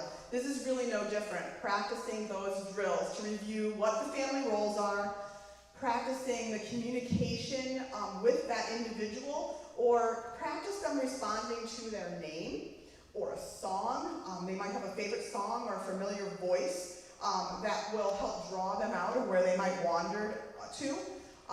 And I say that because there are, I was in a training and a first responder told us a story that they could not find this young man. They searched the house, they searched the surrounding areas, they could not find him. There was a fire in the house, they put the fire out, cleared the house, again, still couldn't find him. And because of the fire, they thought that he had ran away. He actually was inside the roll-out couch, and he unrolled the couch, put himself into the couch, and rolled the couch up. I'm thinking of the type of couch it might have been. I mean, not cushions on top, just a full roll and out. And that's where they found him. And he was humming his favorite song. So had they known that his favorite song, let's just say it was, I don't know, Twinkle Twinkle, because that's an easy one to say. If it was Twinkle Twinkle, or hey, it's your birthday, or something like that, whatever it is, that could have been something they're singing to try to draw him out of where he was potentially hiding. Because it's not always that someone is wandering, it could be where they're hiding. And so thinking about what communication methods really work best, that's something to consider when you're writing your plan as well. And remember that practicing these plans reduces panic during emergencies. So people are a little more calm and collected and they have this plan in front of them. So when would you update the plan? So you're going to update this plan for several reasons. One, if you're moving to a new school, maybe even changing classrooms. You have new caregivers, maybe you have a new babysitter or a new daycare provider. New medications introduced, or medications taken away. Some new favorite interests. Maybe last year the person was interested in tractors like my son, but then the next year he's interested in race cars or video games or whatever the attraction might be. Or trains, he was very interested in trains as well. And then also updating them when there's seasonal changes, because an individual might have a different reaction to different seasons. Our son, if he would leave the house because he was upset, he would go out of the house with no shoes on. And it didn't really matter the time of year. His pain tolerance was so high that not having shoes, he would stay out longer than he should have. So those are good and important things to note in your plan as well. And you should really update it at minimum once a year. So now building that trusted support network. So no family should do this alone. Multiple people were up here talking about that today, how it really is community. So you want to build your support network with people around you. On the other side of the emergency plan, you have the trusted neighbor. It's called Trusted Neighbor 101. So this gives a little overview of the trusted neighbor information you might want to share with them. And that trusted support network can include neighbors, friends, families, teachers, again, the daycare, babysitters, respite providers, first responders that are local to you, and community partners, that maybe it's a restaurant or a bounce gym. Although a trusted support person, and I want to emphasize this point, although the trusted support person might be a family member who lives 2 hours away, they will not be immediately available to assist you when a plan is being implemented. So remember that. They might love Grandma and Grandpa or Aunt Tracy, but if Aunt Tracy lives 2 hours away, they should not be in that immediate wandering plan. Including them to assist and support with a task when they arrive can be beneficial, but it's important to recognize when you're developing the plan. And sharing emergency information in advance is important, and this can include meeting with law enforcement when there is not an emergency. So what happens if wandering happens? So you're going to immediately call 911. You want to remain as calm as possible, which is easier said than done. You're going to tell first responders that the individual is autistic. First, you're going to search nearby water. As soon as you call 911, or as you're calling 911, you're searching water. You're going to activate that family plan that you created. You're going to contact emergency support, so those neighbors, those friends. You are going to share that emergency information with the first responders because, as we mentioned earlier, time matters. And never assume that the person is going to return on their own. So the next couple of slides are information that you're going to share with law enforcement. So on the emergency identification sheet, everything except for a few items are already on this sheet. So this is where you can start with your plan as well. And so the time last seen, location last seen, and the description of what the person is wearing, those are going to change day to day. And so those will not be on your emergency sheet, but those are going to be things that first responders are going to want to know. And this is the second sheet. Providing a couple emergency contacts, because you might not be the only emergency contact. You may have a neighbor or another family member or your significant other. Escalation and de-escalation. What would make someone upset? How do you help calm that person? Law enforcement or whoever might come across that person really needs to know that. And then the last sheet here. What is a person's dislikes? What are their triggers? If it's loud noises and you're going to watch the fireworks, what supports might you put in place? Maybe you have a sensory kit, which I'll put an example out here for everybody to look at later. But maybe you have a sensory kit, and that sensory kit has some sensory items or some headphones to be able to use during loud noises. You're also going to want to make sure you're listing the person's medical needs, if they have a seizure disorder or if they're diabetic. Something I didn't include, and I should have in this presentation, it just slipped my mind, is utilizing the Yellow Dot program through the county sheriffs. The Yellow Dot program is something that has similar information to the emergency sheet, but you can have it in your house as well as your car, and it, again, helps first responders to identify what that person might need. What's it called?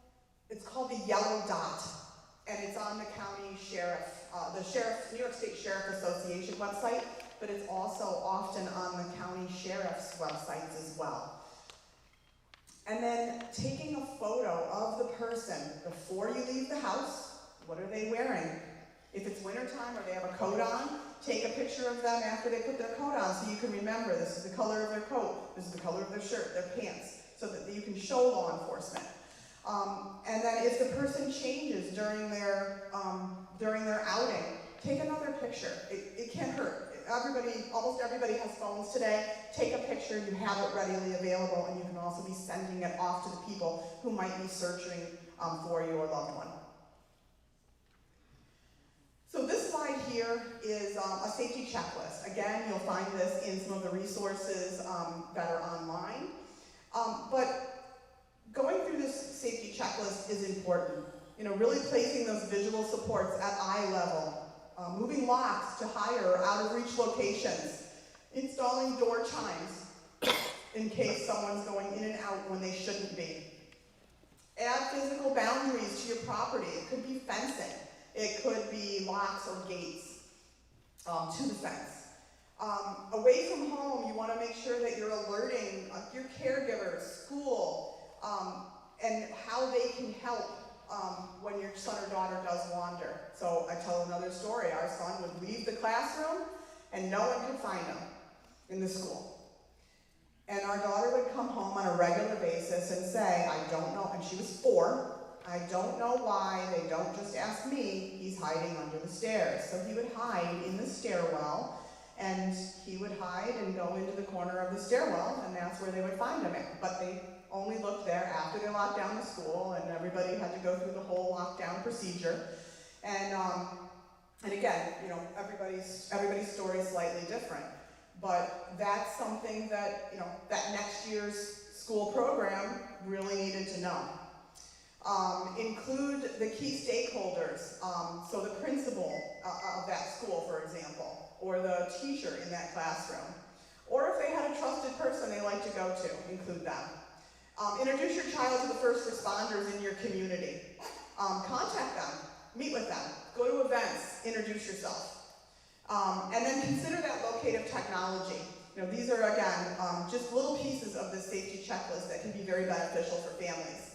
And then use social stories. I do have a link that gives you social stories to different water activities that is a QR code later. And then, you know, again, building that foundation, enrolling in swimming classes or water safety classes. If you can't do that or you don't have one available because they are very limited, use the Swim Angelfish website because it's a really great resource. And then really make safety everyone's responsibility. You know, ask, you know, what have you already completed? I know you have cameras. What might be a next priority for you? Talk to the wife. I think some form of tracking on his clothes, because I know he won't keep a tracker on him, but something in his pants, or you could put in there like a tracker. Yeah. Okay. And then remember that no family completes everything at once. It's, you know, you start, just if you go home and you complete this, you've started your safety plan. And so, you take something and you do a little bit each day. It's really an ongoing process, and it's also an iterative process. Just because you did one and you completed one today or next week doesn't mean that's the plan forever. Your child's interests change, like I mentioned before. They grow, you need a new picture, you know, so you have to make those updates to your plan. So the next couple of slides are just a couple of resources. You can find these through the Autism Society of America. The one is the emergency identification sheet. And another is a card. This one is a card that you can print off, and it says, I'm autistic, and it gives some information to someone who might come across that person if it was in their backpack, for example, or their wallet. You can also get a card through OPWDD, Office for People with Developmental Disabilities. When we do events at resource fairs, we always have that QR code. It brings you right to their website. You can complete it, and you're set. It's very, very easy. Yeah, Tracy, they'll mail it right out. Yep. And you do have one. I have one. Yes. Yeah. But you'll get it in the mail and it'll be laminated. I use Yeah. it at the airport also. Yeah. Now's the time to get it. And then this is a wandering history log. So if you know that your son, daughter, loved one does wander, I would encourage you to download this from the website and complete it. Because then you have a system of, oh, they wandered, this is where they went. And so you might be completing this multiple times, but it gives you a log. It's something you can share with first responders, you can share with your community neighbors and support network, and you can share with the school. So, I want to close by emphasizing that wandering prevention begins with understanding the individual. No single strategy prevents every wandering incident. And layers, like we mentioned before, layers of protection are most effective. A written practice plan can make all the difference during an emergency.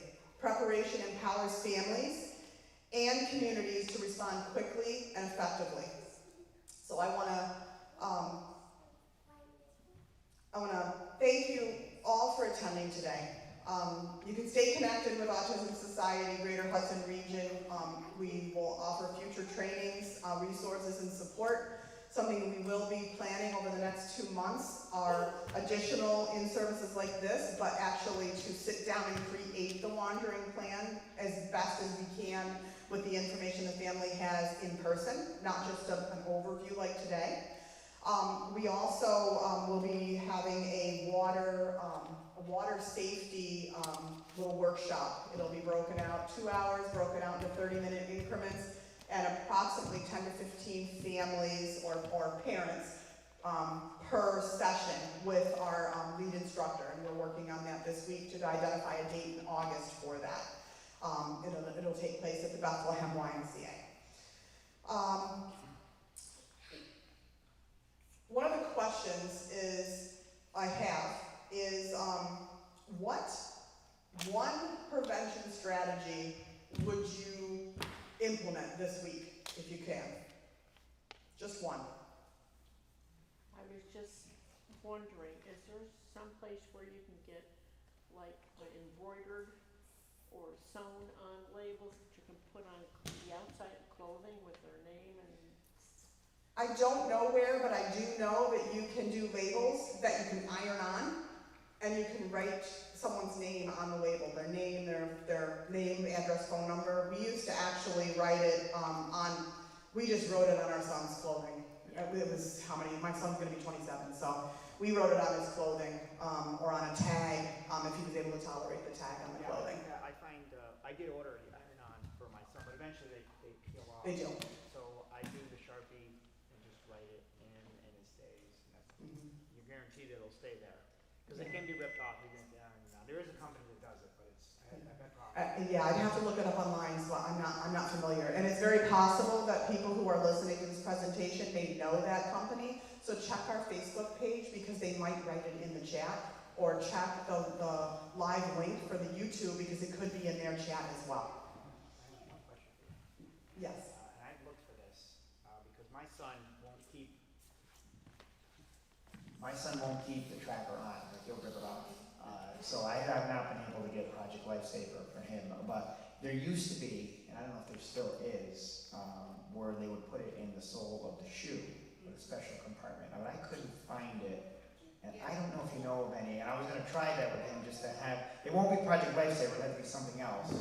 But at least I'd have something. I mean, granted, if he takes his shoes off, you know, and some kids do that when they run around in the woods, outside, he'll take his shoes off. At least he won't know it's there, and he won't rip it off. So I just wanted to ask if you guys had any of that. So I don't know of any of those, but one of the things when I was doing research for this presentation was that there are people that, if you're a family member and you have an air tag or that geotracking tag that you would typically use, and I'm just going to say it, to track your luggage or your purse. I think I might even have one in my purse right now. And it attaches to your phone. People will sew them in to someone's clothes. So that's great as long as they're keeping their clothing on. So if you attach it to the backpack and the backpack doesn't go with them, you're going to find the backpack, you're not finding the person. But you could always try to sew it into a shirt, pants, shirt, put it into a piece of the pocket, something, air tags and the little holders. You could put it on your shoe into the laces, as long as it's not restricting the movement, because that could be a sensory issue for the person, and then they'll just work on getting it out. Favorite blanket? Just a couple of them. If I can. Yeah, go ahead.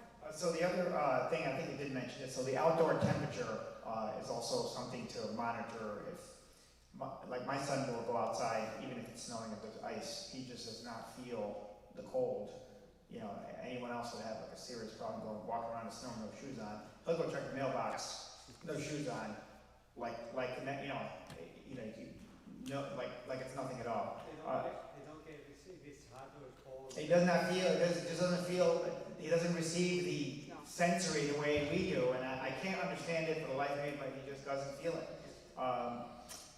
The other thing that I've had to deal with is I've had to activate. There is child safety locks in the back seat of the car, and we were going by an ice cream store or a library where he wanted to go, and stopped at a red light, and he wants to get out. So the door will open, and we just had to deal with this. Like it was really scary. Like I thought he was going to get out. I had to stop the car and go out and make sure he didn't get out. But then every car has them. So they're not just for kids. They're for any sort of. So I have them all in place now. That's one other thing to check. Because you could be at a red light and he sees ice cream or something, he wants to go, and you're in traffic. You can't even, it's a situation where what do? You leave the car, you can't turn them around. So that's one more thing, safety feature that exists now. If you have it, use it. That is really a great tip as well. I worked at an organization and a student there went home with their parents, and the student decided they did not want to go home with their parents on 684. and jumped out of the vehicle at 60 miles an hour and broke many, many bones. Survived, broke many, many, many bones. And so the child, they didn't have the child safety locks activated. And I had to locate, some of the cars is hard to find, but it's there. Every car has it. Yeah, every newer car has it. The other thing is, I think I mentioned this, in the morning, after they get dressed, if you mentioned this, I made a note, but you can take a picture every morning. It takes 2 seconds, whatever clothes they're wearing, because you might not even remember, I let him pick out his own clothes. The disability ID card through OPWDD. That program actually, that was a piece of legislation I passed about 10 years ago. And thousands of those cards have gone out. They're very useful. Call my office. Call my office, and we will get you. We can process that for you if you give us the information. Okay. So I'm going to give you a card before you go. I have the information on the back there. We continue to process cards, but it's no charge. I want everybody to know. There's no cost to it, and usually they mail out right away.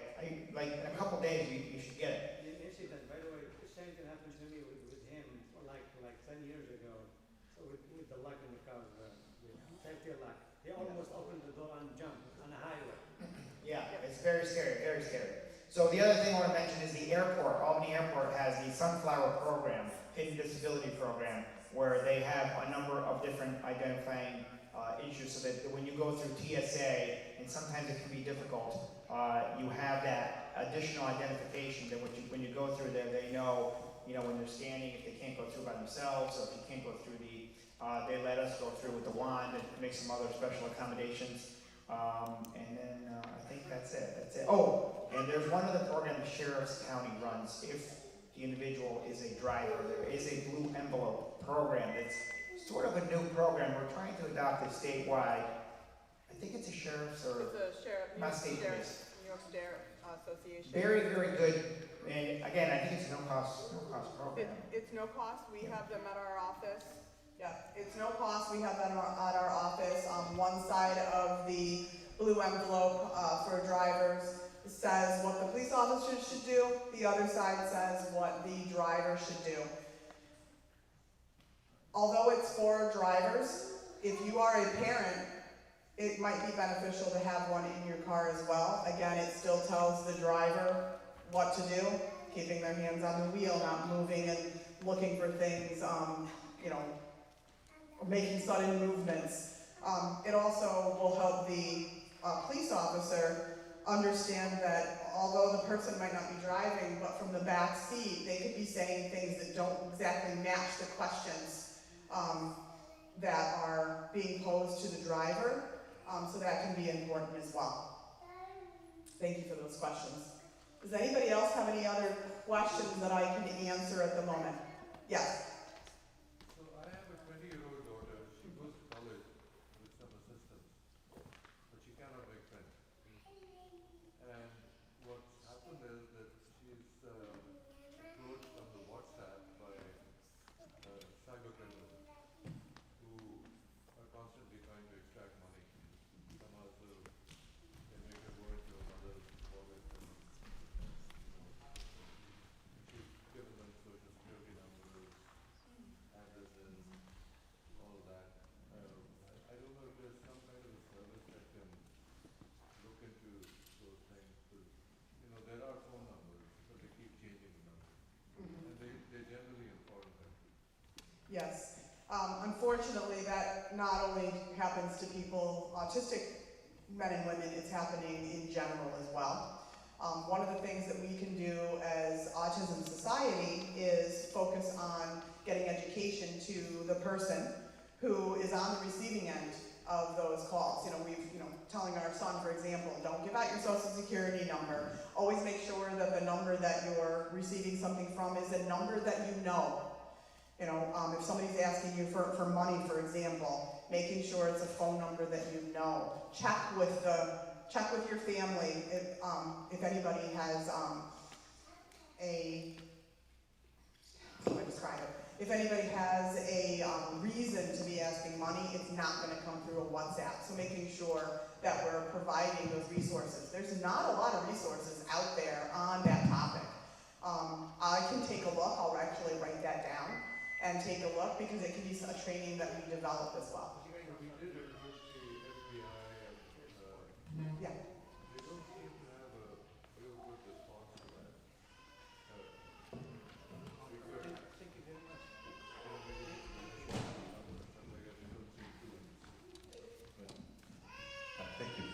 investigating the numbers? Yeah. Yeah, and I'm not really familiar with specifically what police or law enforcement would do. It might be a question for New York State's, the cyber unit. It might be a question for them to see what they might give as a response for how that can be looked into. Do you all have some people who can instruct these kids on those matters? We don't have a training developed, but we can develop a training on that topic. Cybersecurity, using the phones using proper interactions on phones, not giving out those kind of information. We also do have an adult group, we call it an adult connection group, that does meet monthly in our local area. So it might be something, if your daughter is local, it might be something that they might be interested in participating in as well. And it's a great way to make some friends and, to even talk about, I got this phone ask and I was scammed. And because I know that there are other people in our group that some things have happened in their past. So. Yeah, she doesn't realize that she's being scammed, but she's given them money. Mm-hmm. The other Sorry to hear that. The other question I have is that you all have caregivers, like people that one can hire to supervise kids? We do not. No, we have 5 core services at Autism Society Greater Hudson Region, and so it's education and advocacy, and we truly believe through education you're able to then better advocate for your family member or your community. Community events, support, or what we call social connection groups, as well as information and resources. So like today's presentation provides some information, resources, education, so it hits several of our core service areas. Say it again. It's more of an OPWDD question. Yeah. Yeah. For services? Yeah, it's more of a OPWDD or going through. State ARC. Where do you live? This unit. This unit. So you have, So that's more of a caregiver based through OPWDD is the agency. We can help you connect you with your local ARC. I don't know what it is. It's the same thing with like Whitewood program. Yeah, Wildwood, it could be Wildwood. I don't know what, we'd have to look at what the radius is of where the service area is. But they could connect you with the services. Basically, my son support goes all the way to Whitewood. Yeah, my son went to Wildwood too. That's the closest one. You're just unit too? No, and I'm in the Albany town. Albany, so likely it would be Wildwood because it sounds like the radius is about the same. I'm more really. Yeah. So I'll give you a card after, okay? If I can connect. There's a question here too. Hello. I just want to say that I really appreciate this presentation, and in light of everything that has happened, I'm glad that now I feel like this is being highlighted, and we're not just squeezed into the month of April of Autism Awareness Month, but it also highlights how much more informed and resources and information that needs to get out to the community, just not the autism parents. And so my question is more like a macro level, because really systemically, when we're talking about safety, right, we do have entities in place, or OPWDD, and how can we advocate, because I just went to my local senator 2 months ago to advocate for certain things and monies and things that we as parents need. And it wasn't you, Mr. Santa Barbara. I do follow you on Facebook. It was not you, but I don't see her here. But I would say that to advocate for more funding, I requested to get alarms. My daughter's almost 4. I've been requesting alarms for 2 years. Said she doesn't qualify through that service.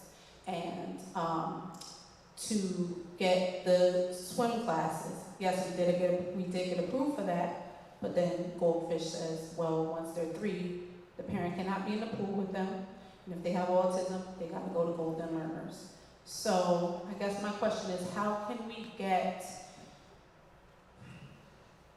more resources for us, even setting up a table to get people who know how to swim and to volunteer to want to be a part of angelfish or a part of goldfish or what have you, and to get more funding, because truth be told, we're exhausted. As parents, we're exhausted, and to be blamed and things like that for certain things, but we're all exhausted, right? But one of the caveats, I would say, for having neurotypical parents is that you can leave your child at some point in their room, or you know that they're still going to be safe, right? But we're constantly turning our head, we're exhausted. So then I say that to say about respite, that there's no funding for respite. And so how could we advocate as parents on a macro level to get these services to trickle down to us? Because I did get respite, but it was limited. And to pay individuals $18 an hour when they're watching your child who with special needs is really a disservice. And thank God I have my provider at my house right now, but I pay her more than $18, so I'm losing. So I say all that to say, like, what could be done? What could we do? Are we writing our senators? Are we going to these events? How can we get the funding? Who are we contacting? Yeah, and that, I think that's really like a multi-tiered, a multi-tiered answer. So yes, write your legislators, write your OPWD representatives, go to events, get those resources. The respite piece, there aren't enough respite providers, and we know that. That's something that's been systemic for quite a long time.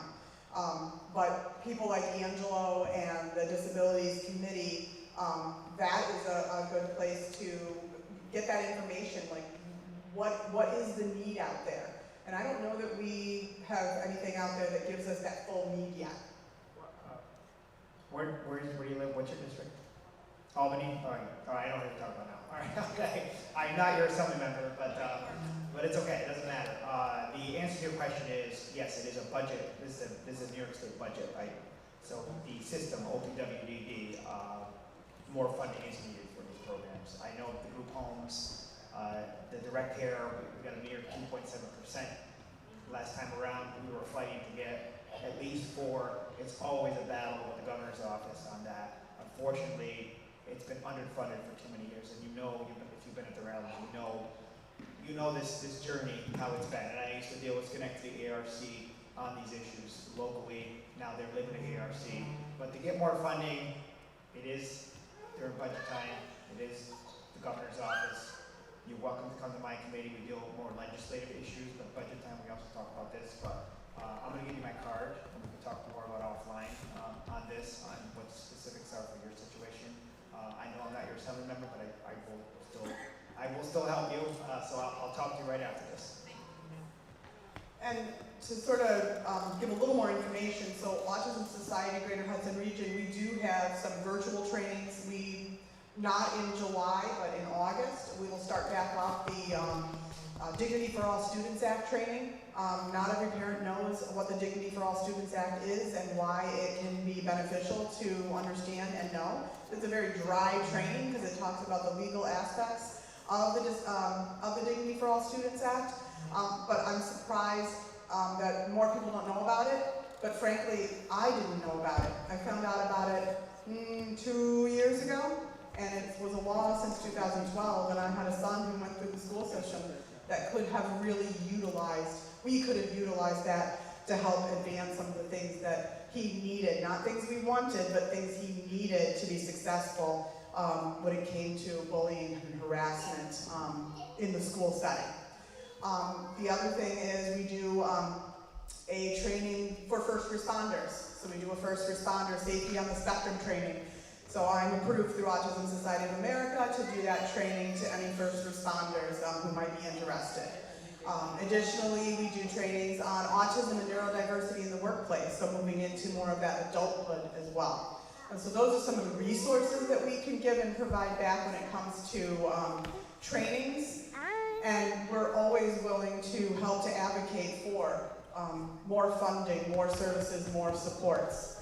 Something that I do encourage everybody to do if you do have a loved one with a developmental disability is to be following Medicaid and what's happening with Medicaid and potential cuts that are potentially out there. So following along with that as well is important.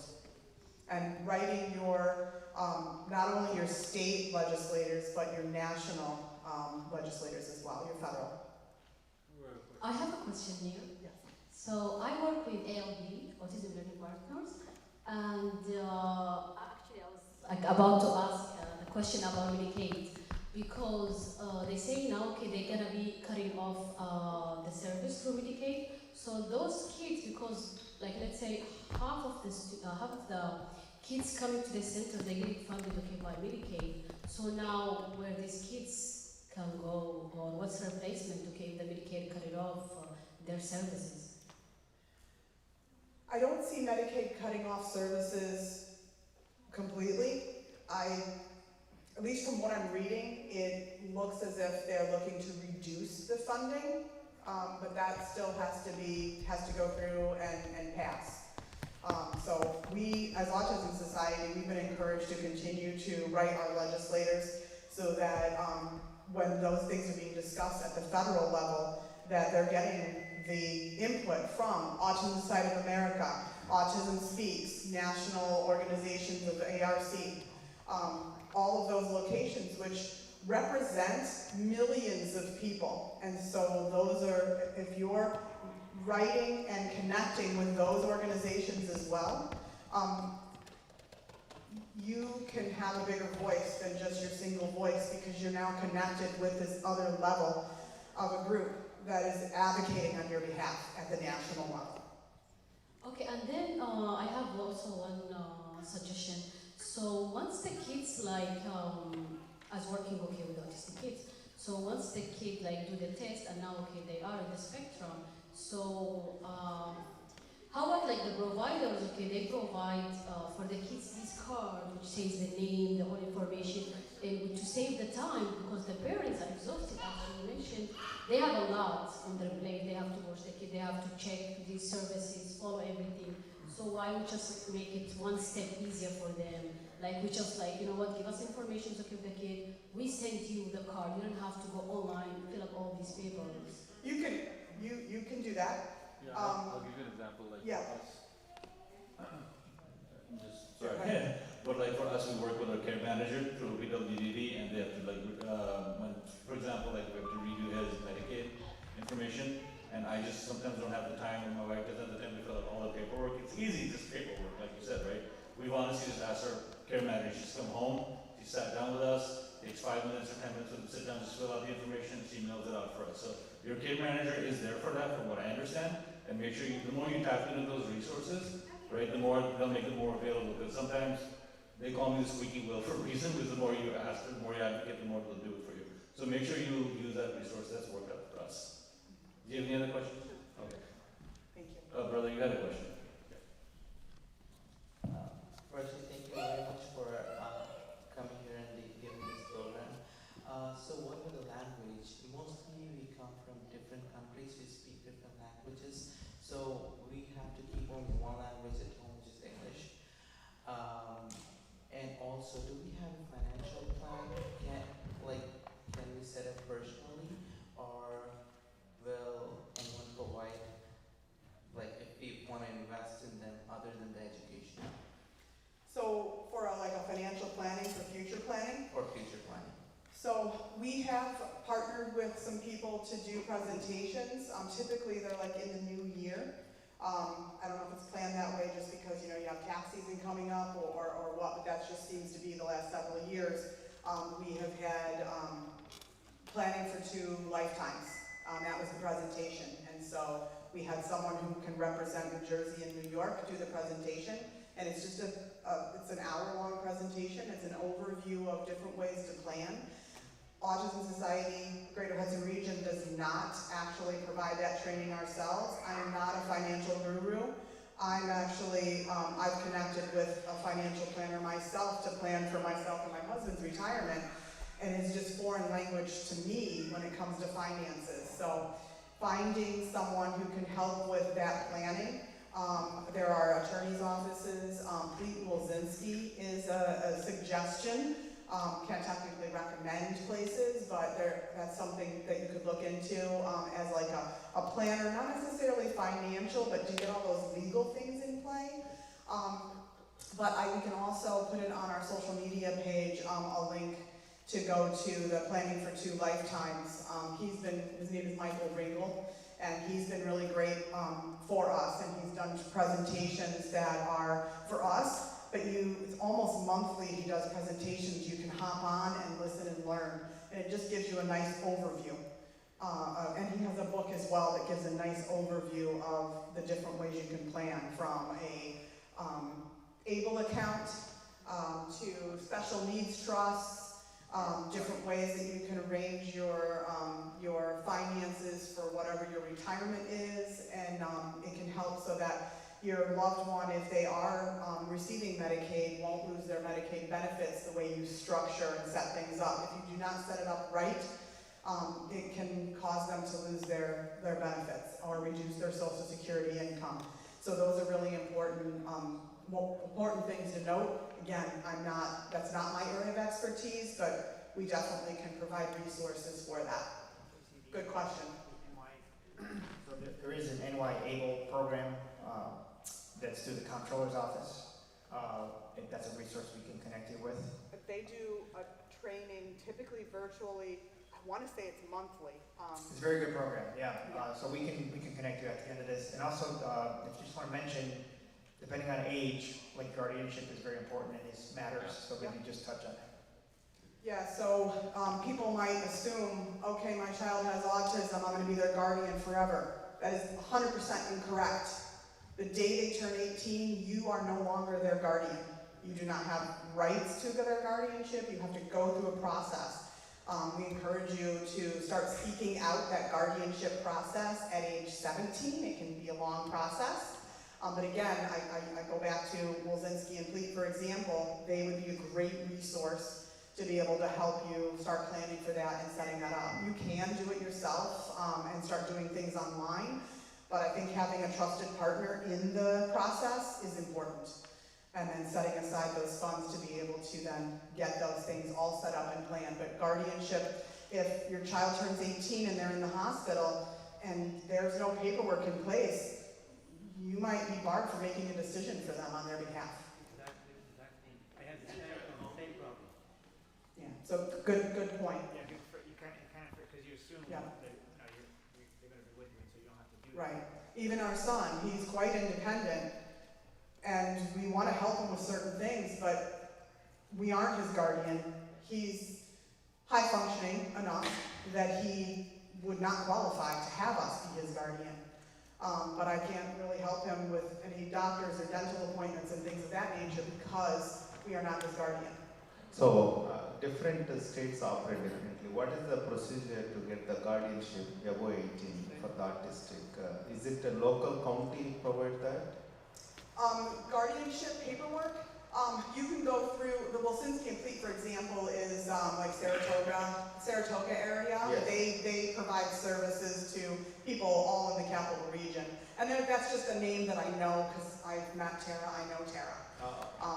Is it we have to pay parents, or is it a state provide or county provide service that? Did you ask if you had to pay? Yeah. Yes, it is a fee. Mm-hmm. To set it up yourself, I wouldn't advise it. You want a professional really to help you. Yeah. You know, whatever you're really comfortable with. I can say from my personal self, I would try to work with a professional to do it. Yeah. And typically that would be an attorney. Yeah. But I heard that some county clerk office or maybe the county court, they assisted to give it free of cost. Is it true? I'm not sure. I do not know. Okay. So if anybody is out there that is watching this virtually, if you do know the answer to that, if any county courts help to pay for any of those fees to help set up guardianship, Please put that link in the YouTube feed or on Autism Society Greater Hudson Region's Facebook feed. Thank you. All right, I know we do want to wrap up, and any questions on this side? Anyone else have any questions? No? Good. Awesome. Before I let you all go, just a couple of quick tips, if I could share them, that have been low-hanging fruit, but so easy to do, like 3 things that I did for my kid. One is, even though he's not physically disabled, you can still get a handicap pass for your car. They're the removable ones, so I got one for each of my cars. And it is such a huge game shift. It's helped us travel much easier, because if you go and you can like easily park in like a handicap spot, it's totally fine as long as the kid's autistic. The process is very simple. You go fill out a form at your local town, and they give you the card right away. Super easy, makes a huge difference, and we've been able to travel a lot now. The other thing is, we talked about like safety and elopement and letting your neighbors know. There were incidents where my son ran away and my neighbors were kind of upset, like why did I go drive so fast across them? So I had to go explain to them, but like what we did now is, you call the town, it's a super easy form, you fill out and they'll put a street sign on your road, on your street that says autistic child in the area or something along those lines. Super easy, super quick to do, many people don't think about it, but it's there and makes a big difference. I want to share those ones real quick. I think with that, I think we can... One more thing that I didn't put in the presentation, but it was brought to my attention and I should have put it in my presentation, is a service dog. Blue Path Service Dogs is a great resource, so I'll say that again, Blue Path Service Dogs. A service dog can really help with wandering prevention, alerting the family that the child is leaving the area. Service dogs aren't for everyone, but if you're a family who might be interested in that, I do encourage you to go to Blue Path Service Dogs. Look that up online, and it'll give you a whole overview of how to go about the process, what the costs are, what the commitments are. Awesome. All right, with that, I think we can wrap it up. If you still have any questions, I know I'll hang around here for a few more minutes, but I want to thank everybody so much for the time, all of those you watching at home, all of those you came out. I know this is a trying time, but this is how we make an impact. This is how we do executable things to make a change. We're not just working in an abstract. We don't just have ideas. We're putting them in place. We're saving lives. We're making a change.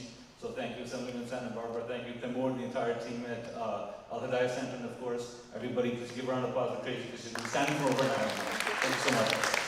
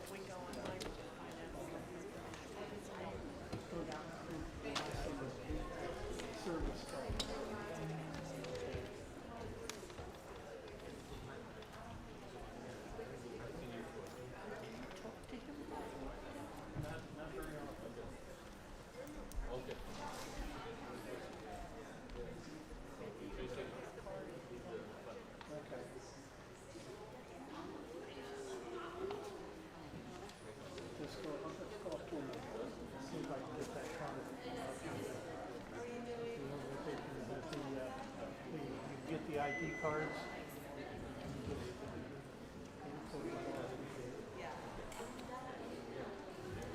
Did you want to get a refreshment?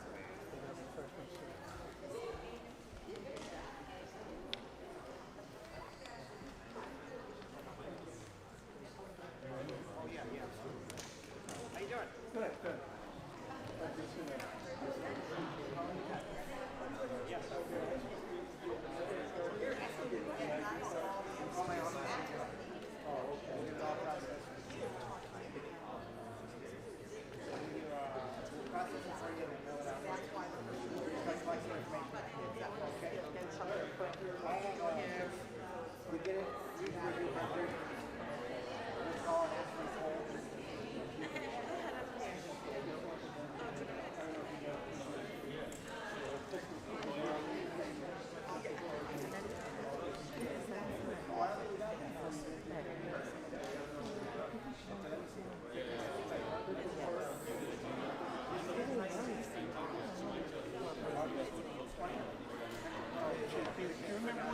It's August 20th, right? It's the zombie picnic. Oh.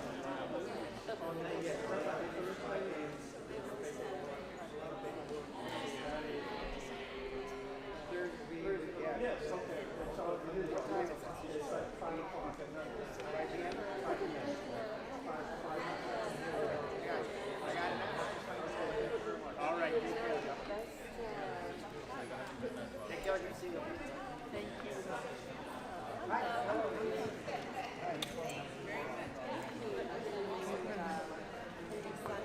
Grab a hold of me or?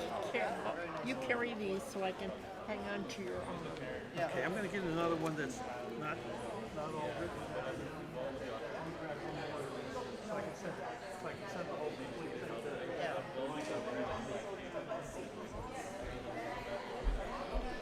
I'll send the whole package without any writing on it.